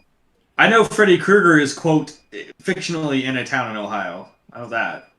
It's like Springwood or something. It's like a combination of like Springfield and Wood. I don't know. It could be anywhere. Amityville Horror House is located in Long Island, New York. Okay. So I wasn't that. That's far. weird. Yeah, I knew it was somewhere. Again, New York. You got demons, damn it. Something wrong with you fuckers over in that area of the country, Rose. Well, also, wasn't The Godfather in New York? A couple different settings. It was part of it. Part of it was set in Cuba. Part of it was set in Miami. Part of it was set in upstate New York. Is where they had that's where I think they had the wedding. Italy, obviously. Well, Italy, yeah. The Rose says if The Exorcist ever gets retconned, they can use St. Louis for that one. There you go. Yeah. We'll just move all those demons over to St. Louis. Get them the hell away from where I live. What about the Omen? What was that? But yeah. No. But is there anything else you think that for sure will not happen in this movie?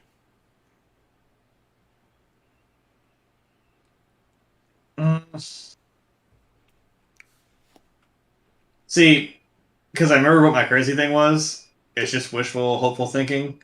And I'm just going to say it because I want to believe it. But I feel like it's a thing that's not going to happen, so no. I'll just wait. I know it's not going to happen, but just goddamn it, I want to see it. Yeah, Sith Negan makes a pretty good observation in chat. It's Spider-Man No Way Home this week and Matrix 4 next week. And then I was going to say, maybe at the end of this we can mention something about The Matrix, because there has been a new trailer out, and I'm even more hyped because there were more things in that show more than what we've seen, and I'm like, what? Yeah, a lot of callbacks to the first movie, which I like. Yeah, the Matrix review is probably going to dominate next Thursday's show. That's actually what I'm doing Saturday and Sunday. We're watching all 3 movies again in time to watch it. I think I'm going to see it like that day, like on Wednesday or something. So That time I will be on time for that one. Oh fuck yeah! I'm gonna miss The Matrix, my former #1 spot of my favorite movie of all time. No, sorry, Keanu. I love your movies. Trust me. I'll take that the wrong way. We love you, Keanu. I've seen John Wick. Yeah, even though they tried way too hard to make Neo look like John Wick for this movie, which but hold on, that second trailer though, he had the shaved head and shit again. I'm like, ooh, okay. If they go back to the shorter haircut and the clean-shaven look, I'd be happier. I don't want him to look. I'm wondering if that's still that real world thing. Like that could be how his residual self-image looks now, and this new version of Neo looks in the Matrix. But in the real world, he still is like, fresh out of the pod, fucking shaved head, and he had a little bit of scruff, which was kind of still cool. Like not long, but like kind of like old like scruff. So it was kind of cool. Yeah. I don't know. And like I said, I've seen John Wick. I know you can do that shit for real. So please don't come to my house and kill me. Yeah. Oh yeah. I'll give you a new puppy. I promise. I've seen him train at that gun range in Southern California. That's pretty brutal. I have so much respect for Keanu, and I had so much more respect for him after seeing all that. I'm like, dude, this man. Woo, you keep it up, dude. No doubt. But let's move on now, since we've told you guys the things that we think are definitely going to happen, that we think anyway. We've told you guys the things that we don't think are going to happen. Let's move on to some of the crazier stuff. Jeremy, give me something crazy. Get outside the box. What is something absolutely insane that you think is a possibility? A 50-50. Anything is possible right now. Remember. That would turn the entire universe on its ass if it were to happen in this movie when we go see it tomorrow. Give me one crazy outside the box prediction. You build it up like that, and I'm like, God damn it. Look, this is just wishful thinking because I've said it before on the show. I have said it before to other people. If I so much as see Emma Stone swing in as fucking Spider-Gwen, I will shit myself. Look, I'm not saying it's not possible, just holy shit. It could be. Oh, that'd be so cool. Hey, I've heard that Spider-Man Into the Spider-Verse is part of canon. Yeah, and there's a second one coming out now, so... And they've got the second one coming out, so... I mean, That was my other thing, is like maybe a live-action Miles Morales. That'd be sweet. I think they're going to save Miles Morales until after Tom Holland's done. Yeah, I'm like, maybe he could then pick it up, and I would love to see where the fuck that goes. And I'm not saying you're not going to see Miles Morales in this movie in some form. I'm saying I don't think that he will take over as Spider-Man until Tom Holland decides he needs to walk away from the role. I think it would be better for Spider-Man, for the character. I think it would be better for Sony. I think it would. And if the deal continues between Sony and Disney to keep Spider-Man in the MCU, I think it would also work really, really well to keep for the continuing MCU. If when Tom Holland, Peter Parker decides he's done, that you have Miles Morales that has taken over, and then he can become part of the new Avengers, the Young Avengers. He can go off and do his own adventures in the solo movies, and you can kind of keep the universe alive through him, rather than just stopping again and rebooting with Miles Morales as Spider-Man instead of Peter Parker. That's what I would like to see them do. I don't think they're going to do that. I think that when Tom Holland decides he's done playing Peter Parker, that they're just going to say, okay, time to start all over again, and we're going to go ahead and go to Miles Morales. And that's what they're going to do. Well, I don't think it's going to work, but... Well, don't they mention in Homecoming, actually, the first one, don't they mention his uncle, who is the Prowler? Don't they mention the dude, like... Look, okay, Donald Glover's character, where he, like, webs his hand to the trunk, I've heard that 1,000,000 times. I've seen that movie 1,000 times. They in no way mention that that his last name is even Morales. So he says I'm taking something to my nephew. And then everybody was like... His nephew is Miles Morales. There was no name ever given. Now, but come on. What do you think? But I can't think anything if no name was ever given. For all I know, he was just some guy who was in the parking lot. That seems a little too on the nose, though. In a Spider-Man movie, that seems a little too on the nose. Stuff. Well, no, but we know who that is. I'm just saying, like, that's a little more subtle. Just we're like, wait, what? To your nephew? Who? Is it Miles Morales? Oh, His no. nephew could have been anybody, though. He doesn't say my nephew Miles. In a Spider-Man movie, though.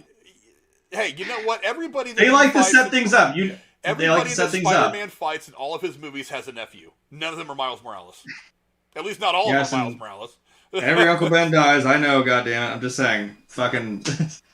Every Batman's parents have died. I know that. I don't know. Yeah, I don't see it being Miles Morales. Now, what you said about Spider-Gwen, that would be badass, and that would be something they could explore a lot moving forward, especially if they give that to Emma Stone. Especially if they do end up taking Spider-Man all the way back from Marvel, and they want to go do some crazy shit and really kind of twist things around and go down this crazy, weird, cool path. I think that'd be a fun thing for them to do. I think that'd be really fun. But for my money, you sitting down. What you got? You sitting down. I am. Yep. I'm in the gaming chair. Are you done? Are you done unpacking your pop figures? I'm done unpacking my pop figures. I'm trying to figure out a game to get it downloaded, but I can't. So listen very go carefully. for it. What is the my volume's up? What is the one thing that we just assume has happened from the very first movie, but we've never actually seen? Talking about Homecoming? Yeah. The Tom Holland movies that have come out, the first two that we've had so far. What is the one thing that we just assume happens, but we haven't seen like we saw in Andrew Garfield's first movie and in Tobey Maguire's first movie?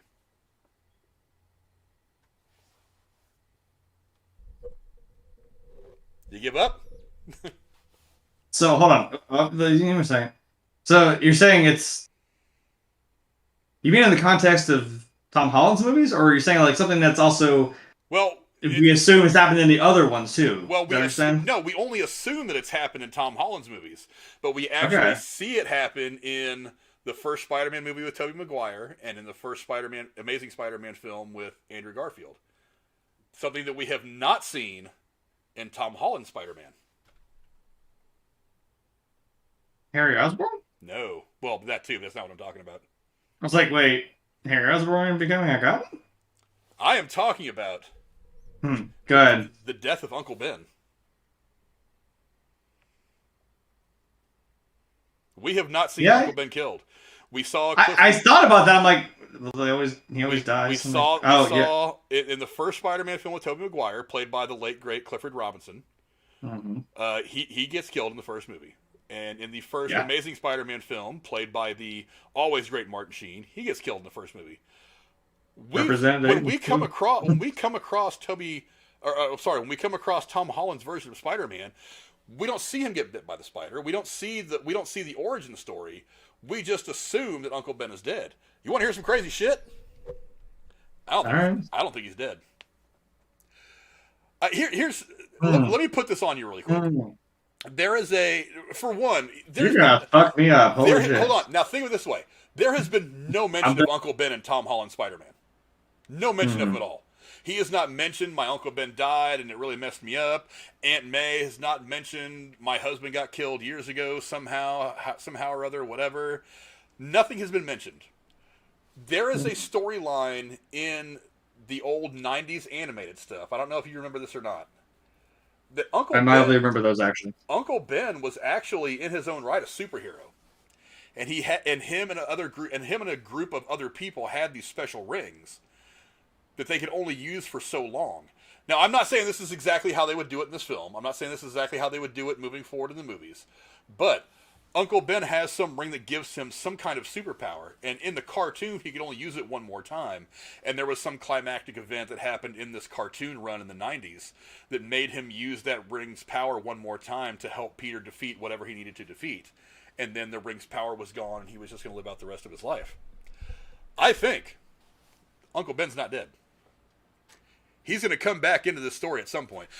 Now, I don't know that he would come back into this movie and be like a main character, but I have a feeling that maybe, it's about a 2% chance. So I'm not going to bet money on it, but a 2% chance that Uncle Ben is still out there, and that Uncle Ben is going to show his face at some point. And then that begs the question: who's it going to be? Who's it going to be? What's his purpose going to be? I mean, because they kind of alluded to this a little bit in the second Amazing Spider-Man with Andrew Garfield about Peter's dad being not dead, being very much alive, and having to go into hiding because of some shit that he knew about whatever from Oscorp. So yeah, it's not like they haven't done something like this before with Spider-Man, fairly recently, as a matter of fact. Well, recently being the last Andrew Garfield movie. So it's been done. I think it's even been done in the comic books where Uncle Ben comes. I don't think he comes back from the dead. I think it turns out that he faked his death for whatever reason. I don't know for sure, but I'm pretty sure there's a comic book storyline that happened as well. But look, I thought it was odd from the very first movie, from Homecoming, that they didn't show Uncle Ben dying. They didn't show him get bit by the spider. He just says to Ned one day, "Well, I got bit by the spider, and this is what happened. Now I can climb walls and shoot webs." Well, I mean, also, like, we know who Spider-Man is. We know what the thing is. Do we need to keep seeing Batman's parents die? No. But fucking we know what happens. I mean, that's what I'm saying. We know what happens to him. Like, do we necessarily need to have a scene for it every single time? No. I mean, look, I love Batman, but I hate seeing his parents get killed every time. No, okay, I get it. But Batman mentions his parents being dead. There has been almost no mention of Uncle Ben for these first two movies. Well, yeah, I'll talk about the spider bite, but yes, that's true. Well, he talks about the spider bite, but the spider bite and Uncle Ben getting killed are two different incidences. The spider bite we know happened because he becomes Spider-Man, so that happened. But there's been no discussion at all of Uncle Ben, and Uncle Ben is not a character you can. I mean, you can do Spider-Man without Uncle Ben. They've done a pretty good job through two movies so far, but he's still a pretty important character. So where is Uncle Ben? He's an important character to Spider-Man's growth as not just a hero, but as a man. I mean, because he has that very famous line, with great power comes great responsibility. Hey, look at that segue right into my sign. Exactly. Boom! When you said that, I was like, oh, there it is. Okay, right. But so I mean, that's just that's what I think. Oh my god, wouldn't that be some emotional shit if, like, you know, whoever it comes up to Tom Holland and, like, puts his hand on his shoulder and he says the whole with great power comes great responsibility. God damn it, I would lose my mind. Yeah, I feel like Uncle Ben has got to be somewhere. Now, look, like I said, maybe he's just dead and it's not important. Maybe they just didn't feel like casting someone to play Uncle Ben, so they're just. You're right. That is an important. But point. He's an important figure to Peter, and the fact that we've gone 2, maybe 3 movies, I don't know if he's in this movie yet or not, without even a mention of Uncle Ben is a little odd to me. So. And that Aunt May hasn't just really said anything. We're like, all right. He doesn't question that? Like, now, the argument could be made that Tony Stark has kind of taken over that Uncle Ben role to this particular iteration of Spider-Man, because he's obviously, you know, him and Tony are close. Tony does die. Spoiler alert for those of you who haven't seen Endgame. You haven't seen Endgame. What the fuck are you doing here? Tony does die, so maybe Tony's death is serving that purpose narratively for Peter's character, and that we don't necessarily need to have the death of Uncle Ben to send him down his path. That is something like a father figure to him. Yeah. That's an argument. It's a valid argument, and I get it, and I agree with it. But the Uncle Ben character is pretty damn important. So, way outside the box, crazy, outrageous prediction. That Uncle Ben shows up in some facet in this movie. I don't know. What do you guys think? Let's go on the chat, see what you guys are saying. You guys are still talking about some Matrix stuff. Sith Negan says, without Hugo Weaving as Agent Smith, I don't know. We shall see. I think we'll be okay. I think we'll be okay without Agent Smith, because you can't just have trailer. You can't have him fighting the same bad guy. If you're going to make this 4th movie, you have to have Neo do something else. That guy that was Agent Johnson in the original movie, and he was also in John Wick. I think they said he's come back, so I'm like, you can still have him. That's kind of cool. That's a pivotal. That's the same agent there, but like having the, you know, it's like Batman and Joker. It's fucking Neo and Agent Smith. Like, yeah, let's move on from that. I don't know. And also this guy that's totally not Lawrence Fishburne. I'm kind of like, what? I don't know. But let's see, what else do you say? TSS says he has a feeling they're going to tease him at the end of the film for some reason. It's possible. Again, I don't see it. I don't see us going back to Agent Smith. I think having a new bad guy for Neo to deal with is probably the best way to go. I'm not saying that Hugo Weaving is going to show up in some facet, but I don't think he's going to be the main thing.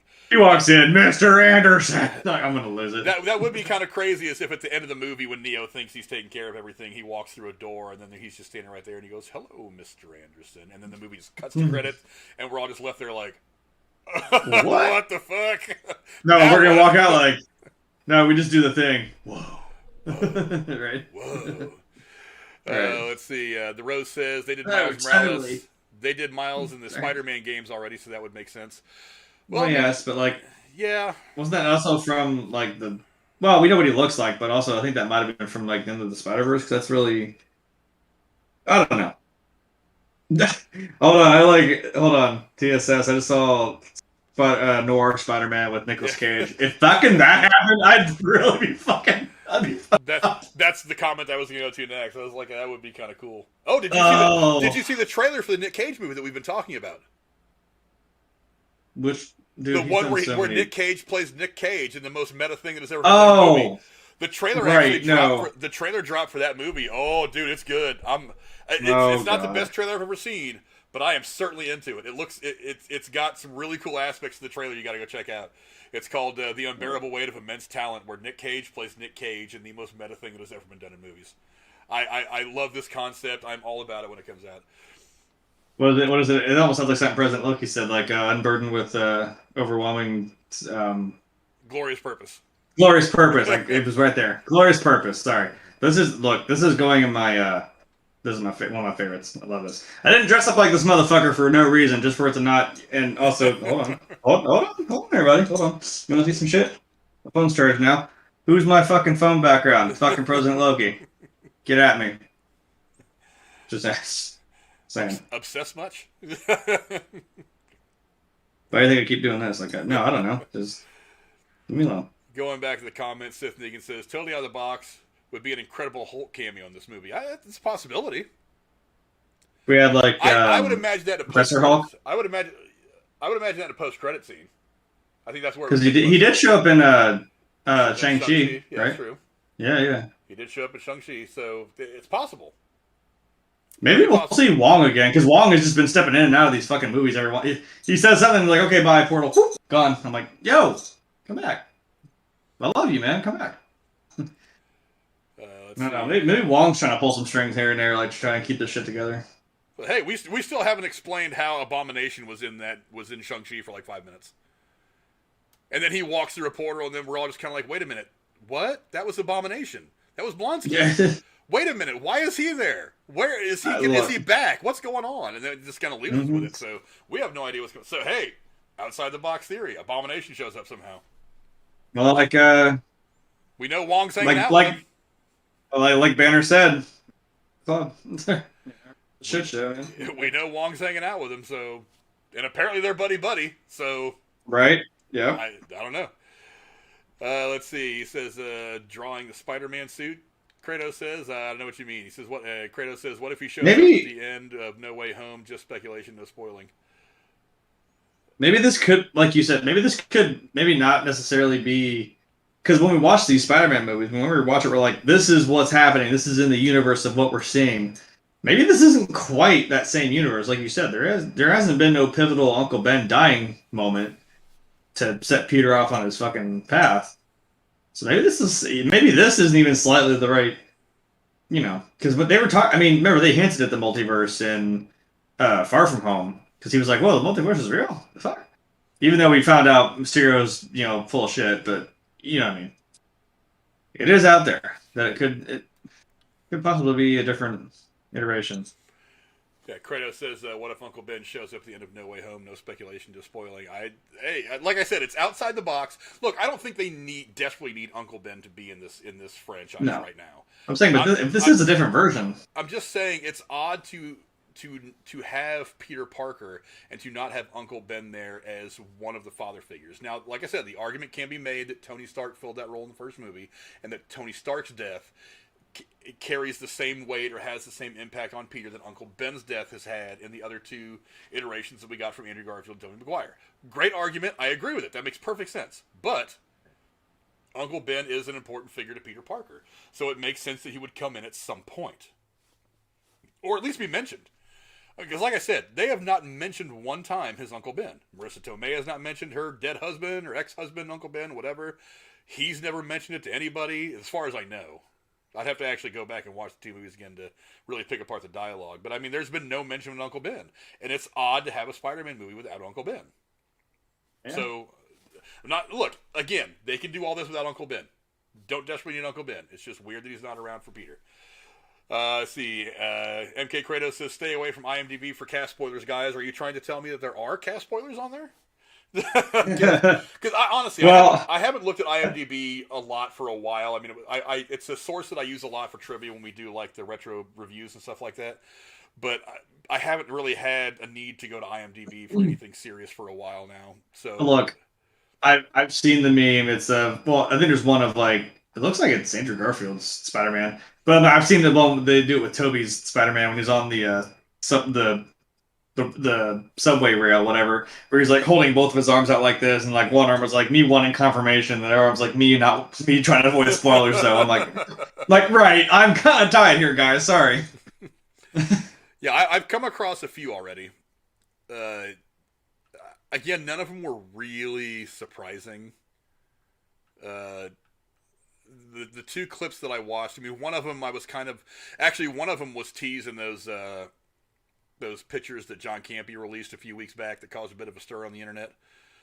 One of them, now the reason that one shocked me is because the one picture that he released that I was 100% sure was fake ended up being real. That was the one where I was like, nah, that picture doesn't look right. There's some things that don't match up. Apparently that's real. If that clip that I came across was real. The other one wasn't a big deal. It was just some funny stuff about some interactions between some characters. MK Kratos says, yes, there's some big cast spoilers on IMDb. Now, something you got to remember about IMDb is before a movie is released, IMDb is all over the place. It's not terribly reliable. After a movie is released, IMDb is the place to go for information about that movie, about any movie. So now that the movie's been released... The movie is out, yes. Yeah, so now that the movie's been released, I mean, it's out today for the first time. I know it actually officially opened yesterday in Hollywood. It's out now at theaters to go see. We're going to see it tomorrow. So now they're releasing all the information on places like IMDb, complete cast listings, plots, the whole smash. MK Kratos also says, one casting will shock you when you see it. That's why I said don't go to IMDb. Oh, okay. I won't.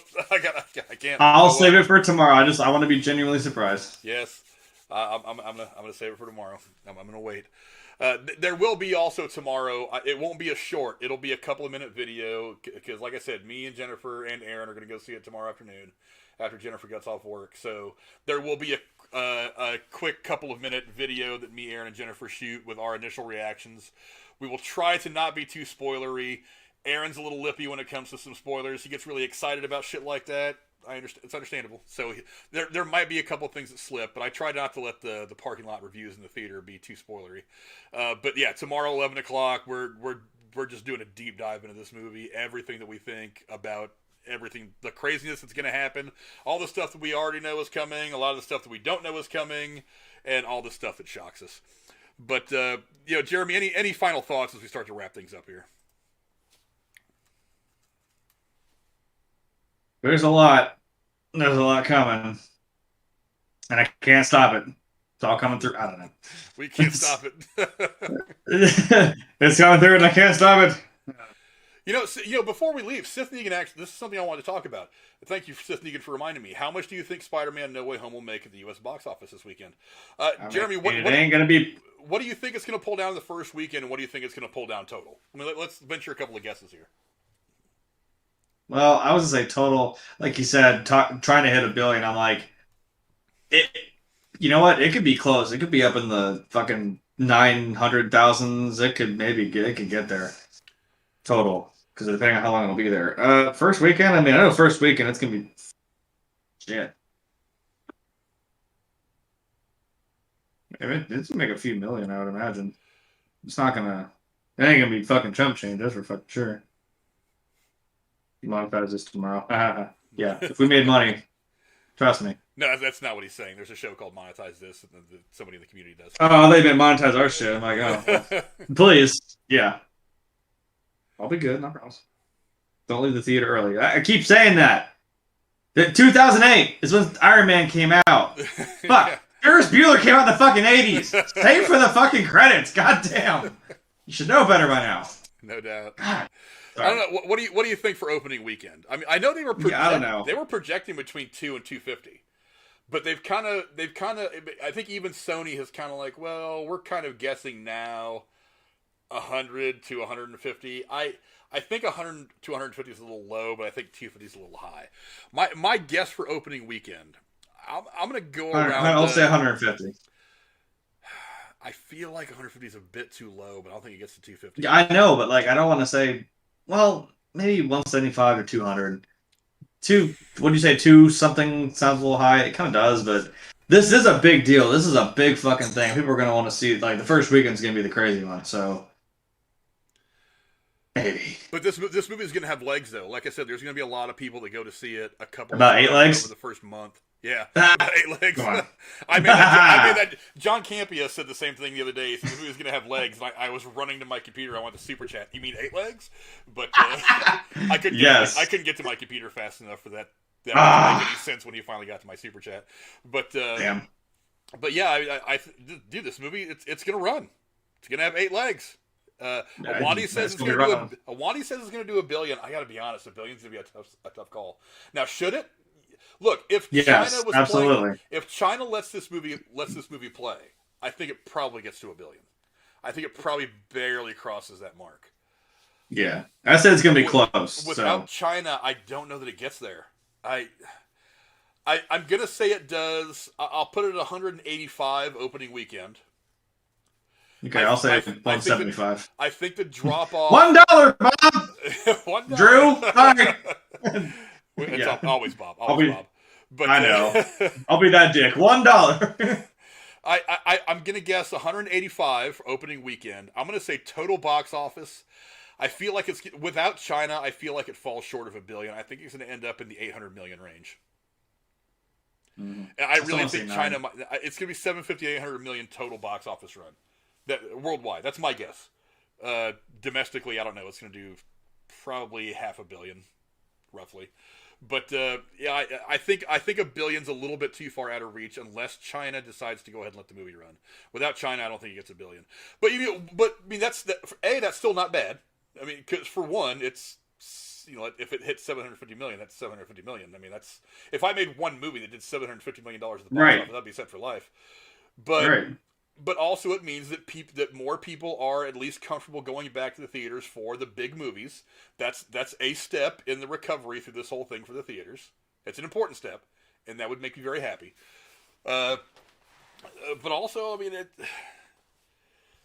I don't know. If China opens, I think it can catch $1 billion. I think it'll barely break $1 billion if China lets it play. I think it'll probably do 450 to 500 million domestically here in North America. Total 750, 775. Sith Negan's putting his guess in, and you guys obviously go tell us what you think. What are some of the things you think? If you haven't seen the movie yet, I know a lot of people in chat right now have already seen the movie, but if you're one of the people in the chat right now that hasn't seen the movie, put your predictions in the chat as well, or if you're watching this afterwards, go ahead and go down and, if you're watching this a week from now and you've already seen the movie, if you want to see this movie, you've already seen it. But if you haven't seen the movie yet, you're watching this on replay, go down in the comments. Let us know some of the things you guys think are going to happen or aren't going to happen, and give us some of your predictions on what the box office you think is going to look like for Spider-Man. Awandi says overall he thinks it'll make $1 billion, not opening weekend though. Well, yeah, opening weekend. If everybody on the planet went to see this movie 5 times opening weekend, it'd be tough to make $1 billion. The Rose says he was just going to say around 800 million worldwide. That's right in there. I'm thinking 750, 775. So yeah, I'm right in there. You're giving a little bit more, more than I am. I want to say 9 just to be optimistic. To be honest, Awandi says it'll do $1 billion because people are going to go see it more than once, and that's the thing about these movies. True. Is repeat viewings. It's one of the reasons why the art house movies don't make this much money is because people go see them once and then they don't see them again until they come out on secondary media, like the streaming services and stuff like that. Movies like MCU, Star Wars, the DC stuff, those are the kinds of movies where people will go see them 2, 3, 4 times. I mean, I went and saw Star Wars: The Force Awakens 7 times in theaters. So talk about how many times I saw that. Yeah, it's like, I mean, look, it's me. It's Star Wars. I'm a sucker for anything Star Wars. Yeah. Trust me. The people at GameStop know that shit. Whenever they ask me when a game comes out, do you want the deluxe edition? It's looking like, here's my fucking card. Just don't ask that question to me, all right? Just put a tab under my name. Don't ask me. I'm going to buy it. Just trust me. Sith Negan says $185 million domestic and $250 million worldwide opening weekend. Yeah, I can see that. I can see that. That sounds about right. I can get with those numbers. Wani says it releases in Hong Kong on the 23rd. Yeah, but Hong Kong's a small market compared to China. Small market. And to be absolutely honest, politically speaking, Hong Kong is kind of its own place, but it is technically a Chinese whatever. I don't know. It's in China, but yeah, I don't know how the politics affects all this. I just don't know, so I can't really venture a guess. But if they're going to release it in Hong Kong, we all just come together and watch a movie. Goddamn. I know. It's so much funner being friends over movies than it is being enemies over stupid shit. The Rose says, did we ever find out Mortal Kombat finished out earlier this year, holding out hope for the sequel? But it's feeling a bit unlikely, though. I don't know. I don't know. I didn't think about that. Let me go to. I think it's on Box Office Pro. Dude, I watched Revenge of the Sith. Like, if you want to look at that up, Sith Negan, I'm going to talk about. Like, dude, I've picked out my favorite movie of each trilogy, and then I guess kind of unfortunately, that's the one I grew up with. If you want to talk about generations of Star Wars, that's the one I was with. I would say Revenge of the Sith was probably the best one, and like that is unfortunately what I thought the other 2 movies should have felt like. I'm like, this is what this should have been. This is the prequels right here. This whole movie is kind of what should have happened from the beginning. Now, I'm not saying, you got Liam Neeson in your first movie. That's no joke. That's awesome. I don't know. I didn't. And I was also a kid, so I thought 2 was okay. I just thought, oh my god, a bunch of Jedi's, woo! You know, doing shit. Liam Neeson and what's his name? Obi-Wan. Why am I drawing a blank? Ewan McGregor. Yeah, Ewan McGregor. God, I'm getting old. They are the only saving graces for that entire movie. That's what I'm saying. We look. It's weird. Like as I've grown up, I'm like, you know what? I don't know. I think one of my favorite Jedi is fucking Obi-Wan. When I look again, that's what I'm saying. I'm almost 30. I watched these movies when I was a fucking kid, and I'm like, I look back on it, I'm like, you know what? I like Obi-Wan. Oh shit! Yeah, I like his character, I like his arc. Mortal Kombat ended up doing $83.6 million against a $55 million budget. But one of the things to remember about that is it released day and date on HBO, which is dumb. That's kind of barely scraping by. Which is dumb. Well, I mean, the movie had to have lost money. I mean, it had to have been a financial loss. But yeah, I think if you look at what some of the critics and the fans were saying about it, I think it was liked enough to where they can go ahead and maybe take a shot at a sequel, but just make sure you're set up for one. Make sure you don't release it day and date on HBO Max. You stupid sons of bitches. You kill your own money when you do that. You dumb sons of bitches. Listen to what I say. Do not make a movie and then release it in the theater the same day you release it on HBO Max. You stupid fucks. You're killing yourself. I mean, because the critics liked it. I liked it, and look, I like it. Yeah, and I'm one of the ones that I watched the original one that came out in '90 whatever, and it was goofy and stupid, and then every Mortal Kombat movie since then has been terrible. But that movie I thought was actually really good. It had a few holes. It was right. The opening sequence was fucking fire. I loved it. That whole sequence was great. It's like, soul is mine. So go ahead, take a shot. Take a shot at a sequel. Keep the budget. I mean, don't make it for bus fare, but I mean, keep the budget manageable, and make sure you release it just in theaters. I bet you would make good money, especially now that we're getting farther and farther into theaters being open, and more people feel comfortable at going to theaters every day. It would probably make decent money if you keep the budget from getting out of hand. That's my guess. So I hope to see it. I think it'd be fun. Let's see. Sith Negan says he watched Star Wars Episode 3, Revenge of the Sith 4 times. Yeah, that sounds about right. I can't. I mean, with the exception of the original trilogy, which came out about the time I was born, so I wasn't going to the theater a lot. But I have seen those in theater as well a couple times each. I've seen. So you're more so the original trilogy generation. Yeah, I've seen all of the Star Wars movies in theaters multiple times. Nice. All of them, even the ones I didn't like. Wow. See. Awandi says he's going to see it. I'm sorry, I skipped one. MK Kratos says he's going to see it again with his father on his 60th birthday. His birthday present this Saturday. That's awesome. I love it when. That is cool. I don't remember the last time I went to a movie with my dad. What was the last movie that my dad and I went to see? Oh, my dad, my brother, and I went to go see 300. That's how long ago. Wow, nice. Holy shit. That's all. Well, because my dad has never liked going to movie theaters. He's one of those guys that's like, I'll watch a movie when it comes to streaming. That's how he's gotten right. But he wanted to go see that, and my brother were like, all right, let's go. Wandy also, see, the Rose says, put it this way, the Mortal Kombat movie, I never seen a single Blu-ray release advertisement for it, and I missed the special edition release for that Blu-ray. Well, yeah, but physical media is dying. As much as I hate to say it, I mean, you guys see my collection of movies back here, and I've got 2 more shelves over there with a shit ton of movies. But even anymore, I just don't do the physical media. When I buy PlayStation games, I just download them onto my hard drive on my PlayStation. Same thing with movies. Just buy them on Amazon or something like that, so they're always there when I turn my computer or my PlayStation on. There are a couple things I want to have physical copies of. I still have to get all the physical copies for a couple of the MCU films. I want to have them all on Blu-ray.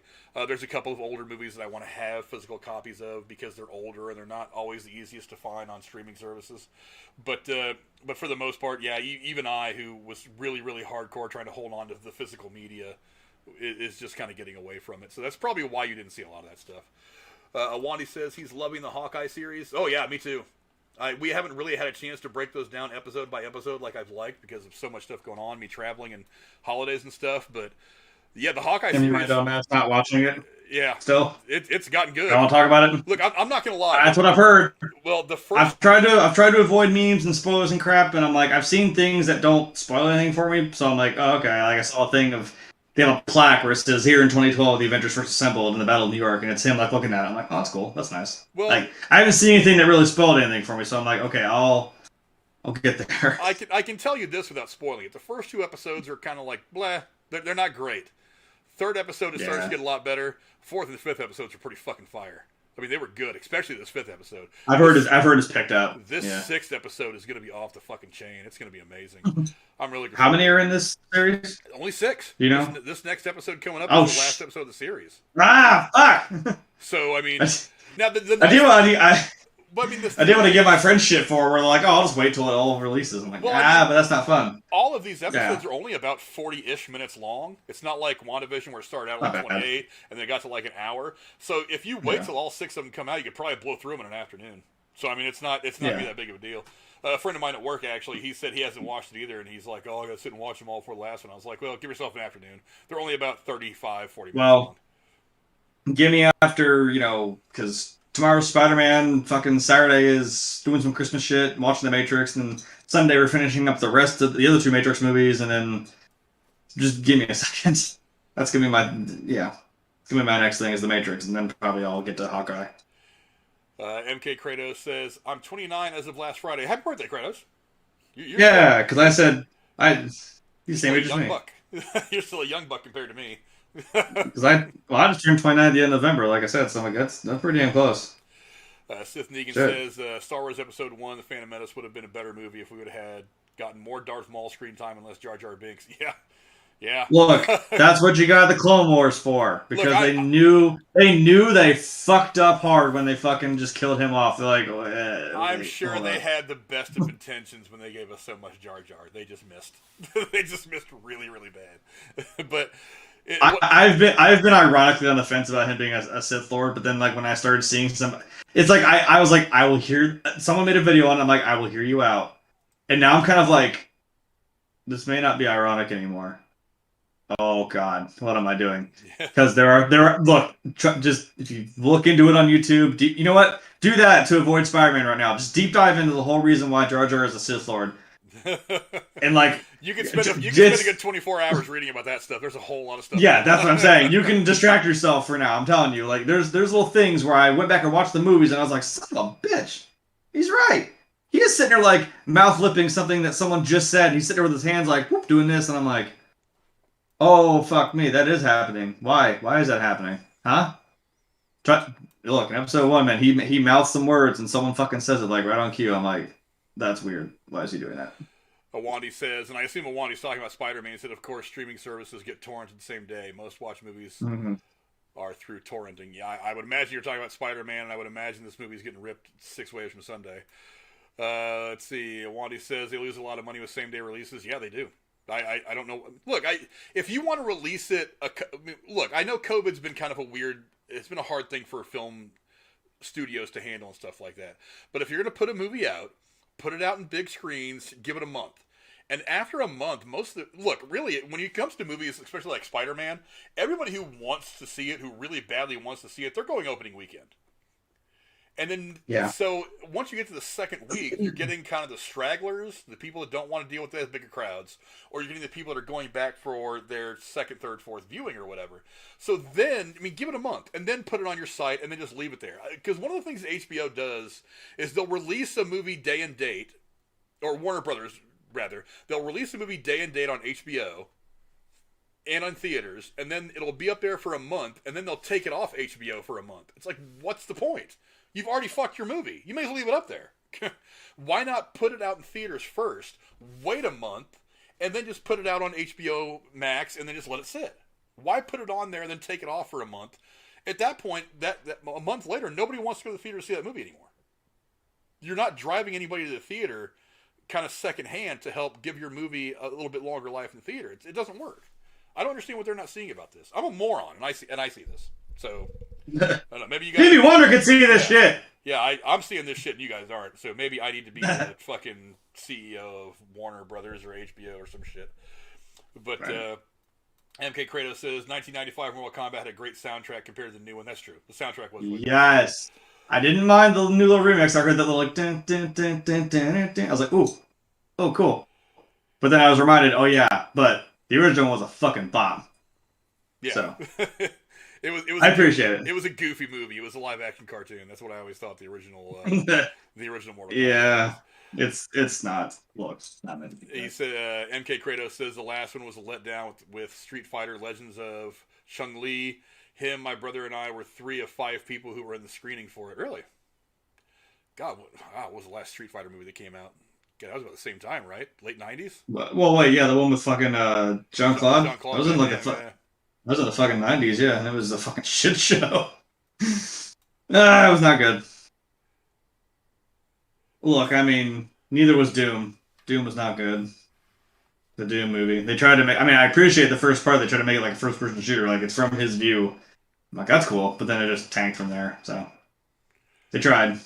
Yeah. Going down the channel a little bit, TSS2... By the way, we have talked about this on our channel. If you want to go check out our talks about video game movies, go check it out. You're welcome. Good plug. Yeah. And I'm sure there's going to be more discussions on that coming down the line at some point. But TSS2 says Disney Plus is worse. They release the film and then make you wait 3 months for the new releases. My problem with Disney Plus is I don't want to pay $30 for a film. Yeah, pay more for... No, fuck that. It's like I'm already paying for your service. For one, I think releasing a day and date, even if you're charging premium prices for it, is everybody's dumb. But it's like, why am I'm already paying for your monthly service. Why would I pay another $30 to buy this? Especially when, if I wait, 6-8 weeks, you're just going to drop it on there for free anyway. Why am I paying for a movie you're going to give it to me for free in 6 weeks? Whatever. Especially considering I want to go see these movies in the big, like Black Widow. I didn't want to watch Black Widow for the first time on my TV. I wanted to go to the theater to see that shit, man. Right. And that's why I didn't watch... they kind of shied me away from the live-action Mulan. I was like, oh, this is cool. I want to see this. And then they did that. I was like, okay. No, I don't want to do that. Fuck you. Yeah. Nope. But anyway, this is probably a pretty good place to wrap things up. Thank you guys for all hanging out. We've had pretty strong viewership all night. You guys are pretty awesome. Don't forget to like the stream. And before we leave, Jeremy's got something. I do. I'm glad she mentioned it because she's the better half and remembers shit more so. Since that's probably the first time I've been here, like 2 weeks or so. I don't know, it's been some time. My birthday's coming past, as I mentioned. And this is like, look, as you guys can all see back here, there are like a plethora of fucking pop figures. They're stacked over. The one that is unboxed are stacked over here because I can't fucking put them anywhere. There are 3 more at her place that I can't put anywhere. I need more shelves. Anyway, but this is one thing that Rachel got me for my birthday, and this is the fucking coolest thing that I've ever had happen to me ever. But there's a picture that we took. We worked in the haunted cave. I am now the devil in the haunted cave. So if you want to come see your boy, it's me. And she worked this year, but there was a picture she took that my mom took of both of us, and she had custom pops made of the fucking 2 of us from this season. Dude, is that not the coolest goddamn... Like, my makeup is the same, so is hers, her little stitched mouth. And there, that's better. My makeup is exactly the same it should be. The black on the bottom, the red, and the little horns. The eyes are like... This is the coolest thing that's ever happened. And it's up above my head, like right here. I'm going to put it somewhere different. I might move Parzival and Artemis, because she made that little heart thing. That's been there for a fucking minute, that little heart thing that she made. So this might have to go with it. But yeah, no, that I had to show that off. There is officially... So now in the series, if anybody wants it, it's officially boom. That's the first pop of this series. You can't see it because of the glare. That's so bright. But yeah. Keep an eye out for the next year. I'm jealous. I want those now. I'm jealous. I need to have those for my collection. Yeah, like fucking, mass produce some of these. Yeah. So yeah, no, like, and the fucked up thing is like I still can't get over it. Like, there are little details on it, like the little chains that were on hers, the studs on my vest, my pants that are ripped up with the plaid underneath, and the little mud on my boots. You can't really see it, but like the mud on my boots is even there from the fucking cave. Like, how fucking cool is that? Nice. Like, the little fucking details is what killed me. Like, that's crazy. The only problem is they kind of sit loose and there's no real, there's no plastic around them, but like, I'll figure something out. But yeah, there's, you won't see it. It's going right here. I'll move it later, but yeah. Nice. Right there. That's I'm gonna move it down. Yeah, no, I can't get over that. That's like the coolest thing. That's Oh, look, and she's in the chat. There's hearts all around. Thanks. Rachel, you're the best. She is absolutely the best. I'm assuming that Rachel's going with you to see the movie tomorrow. Oh, yeah. Is Rachel going to be on with us to talk some spoilers? Because I did mention that. I did mention that, yeah, because like I said, we're seeing it at 8:30, which, as you know, it's half hour, 45 fucking minutes of previews, so it's not going to start till later. We'll probably get out around 11 when you start, so we'll probably be in the car. Like I can open up Discord and let it run, and it'll probably, sorry for the shitty quality, it won't be like this, but we'll both be in the car. We'll probably be able to jump in on the chat, so the discussion. So. Well, she's always welcome on the channel whenever she wants to come on. It'd be nice to have her on there as well. Like I said, it'll be me for sure. Hopefully Cora, I'm not sure yet. Jeremy for sure at some point after we get started. Maybe Rachel and Aaron will also be here as well. All kinds of cool talk. I was really hoping to reach out to Nightwatch because I know he's probably going to see it at some point if he hasn't seen it already. But I know that he works nights, and I think that maybe that late he might already be at work. I may still reach out to him anyway to see if he's free, because I'd love to have him on the channel again. He's a great guy. Also, don't forget to go check out his channel as well as all the other ones that are linked in the description below. Before we go, a little bit of house cleaning stuff. Don't forget we have Discord. Spoiler talk everywhere on Discord. Go to Discord, check out all the stuff that we go over. You see WandaVision, Falcon Winter Soldier, Loki, all the spoiler discussion stuff from all the movies and TV shows that we talk about. Also, don't forget about the Patreon. Next week, I'll be giving away another $50 for one Patreon supporter. For just $5 a month, you get a chance to win. Usually, I give away $25 in free movie tickets every month. I've been upping it to 50 lately because I was slacking on it so bad for like the fall because there was so much going on. But I'm giving away another 50 next Thursday. But if you want to get in on that drawing, join the Patreon. Again, this is not to help pour money into the box office. It's really just to promote people to go to the theater, buy a candy bar, buy a ticket, help support those people that work at the theaters, because this hit theater employees really, really hard. This pandemic did. So we're doing what we can to try to get everybody back to the theater to help support them. And also don't forget that Cora is on here with me all the time. Jeremy is my regular co-host. Again, the anime show, somebody was talking about the anime show. We moved that back to next week. So next Wednesday is going to be the anime show. Jeremy's going to quarterback that with his crew of people. Maybe not next Wednesday. We'll work on the schedule. No, wait, I'm seeing The Matrix that day. Wait a minute. Well, there will be another one coming soon. Don't worry about it. So there will be another anime show coming soon. Jeremy runs all that with his great crew. A lot of great anime talk. There'll be another one coming soon. We'll figure that out. We'll get it out there eventually. Maybe the Rose will be on there for that one again. Thank you everybody in the chat. Let's see. Let me go to my chat thing again. Sorry, computer getting kind of laggy all of a sudden. Usually happens. Let's see. From the very beginning, we had guys like Penny the Pooh was in here to start, like he always is. Awandi the Rose, Sith Negan. Thank you again for being such a big financial supporter of the channel. We really appreciate you, Sith Negan. MK3 Kratos, thank you so much for coming around here. So many people. Rachel was in here. Let me go back to the chat again. Let's see. You got Jeremy in there. Grim Tuesday.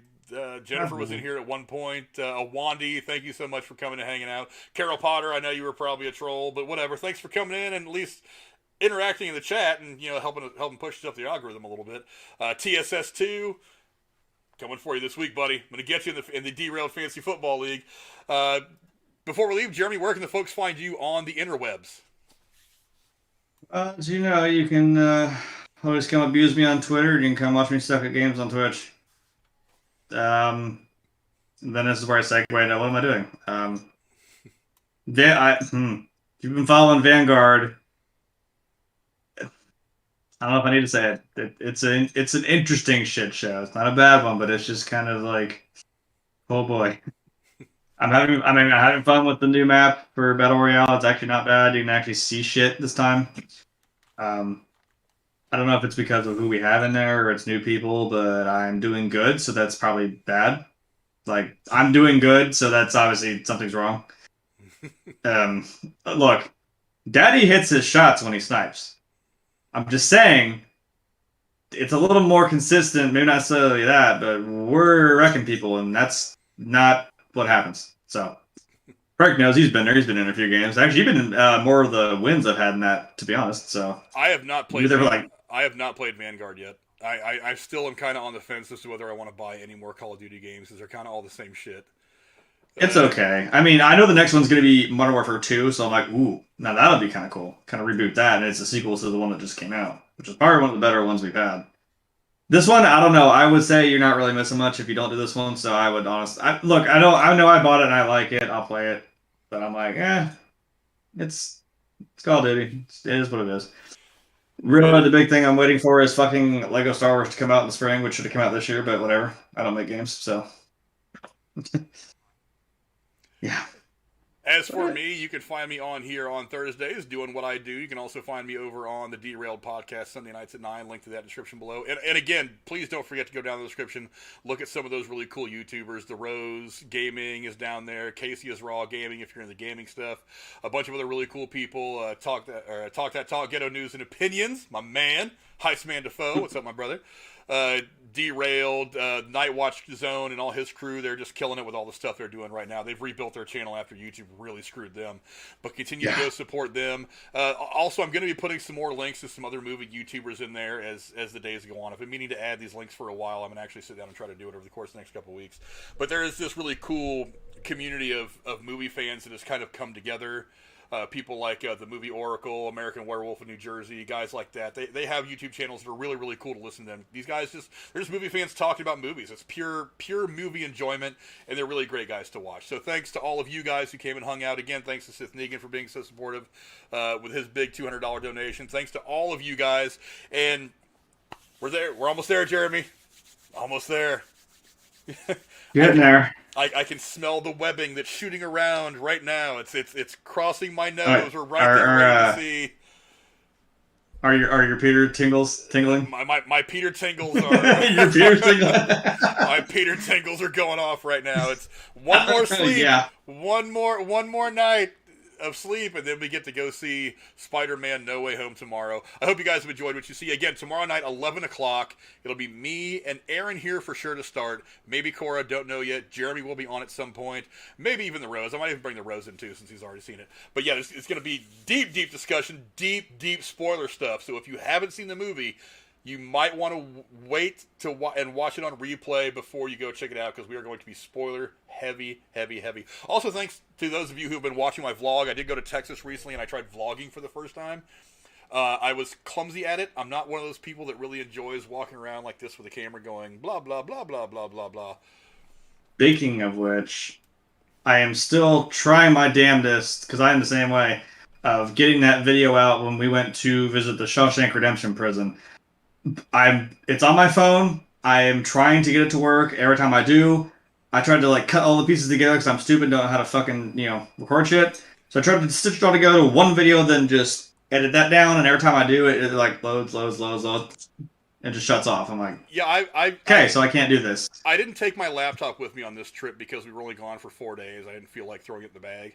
So I've been trying to edit it all on iMovie on my iPad, and iMovie I've noticed is very clunky. It's not the easiest editing thing. Yeah, whatever's on my phone is not working. I may have to put it on this laptop that I'm using here, because this thing will definitely do it. So I promise that is coming. I don't know if I mentioned that we went to see it, and we'll put that video out. But yeah, when we went to visit, it's there. I just need to fucking edit it now, and I can't on my phone because who knows? Yeah, we'll get that out whenever Jeremy gets around to it. But it's not the most important thing, but it's going to be cool to have that out there. No, also, it's a cool, yeah. The next vlog I'm working on is the trip that we took to Johnson Space Center, and for those of you who know me, you know that I love anything space travel, and Johnson Space Center was fucking amazing. If you guys are ever in the Houston area, you guys need to go check this place out. Yes, Rachel. Oh, Rachel did remind me. We did hit 300 subs. Actually, Sunday, I think. Oh, we did? We did. We hit 300 subs. Look, I've said it, and I'll do it. If we hit 500, when we hit 500, we're going to eventually. When we hit 500, I'll do a charity stream. Yeah. I'll just sit down on a Sunday. Well, just whoever wants to come on and bullshit, and whatever money we make, we'll pick a charity to send it to. We'll do the charity stream. Why not? Yes, and Rose, you've been in the description for a while, but yeah, thank you guys so much. 300 subscribers. The channel's growing. It's because of you guys. It's because, like I said, a whole community of film fans that has kind of come together and has done. We're just having fun talking about movies. It's YouTube the way YouTube is supposed to be.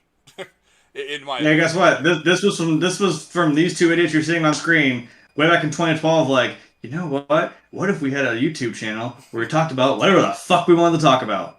Yeah. And I was like, Frank, yes, we can do that. That's what YouTube's for. Yeah. Now, since 2012, it has changed, but hey, here we are. We're here now. Well, so the one thing that hasn't changed is a group of people that just wants to have fun and talk about cool shit, and that's what we do here. Yeah, and it's not just us. I'm very, very blessed to have people like Jeremy and Cora and Aaron and the Rose and all these other people that come on, Night Watch sometimes, and there's going to be other people that I want to bring into the fold. Alex from Alex and the Garbage Man.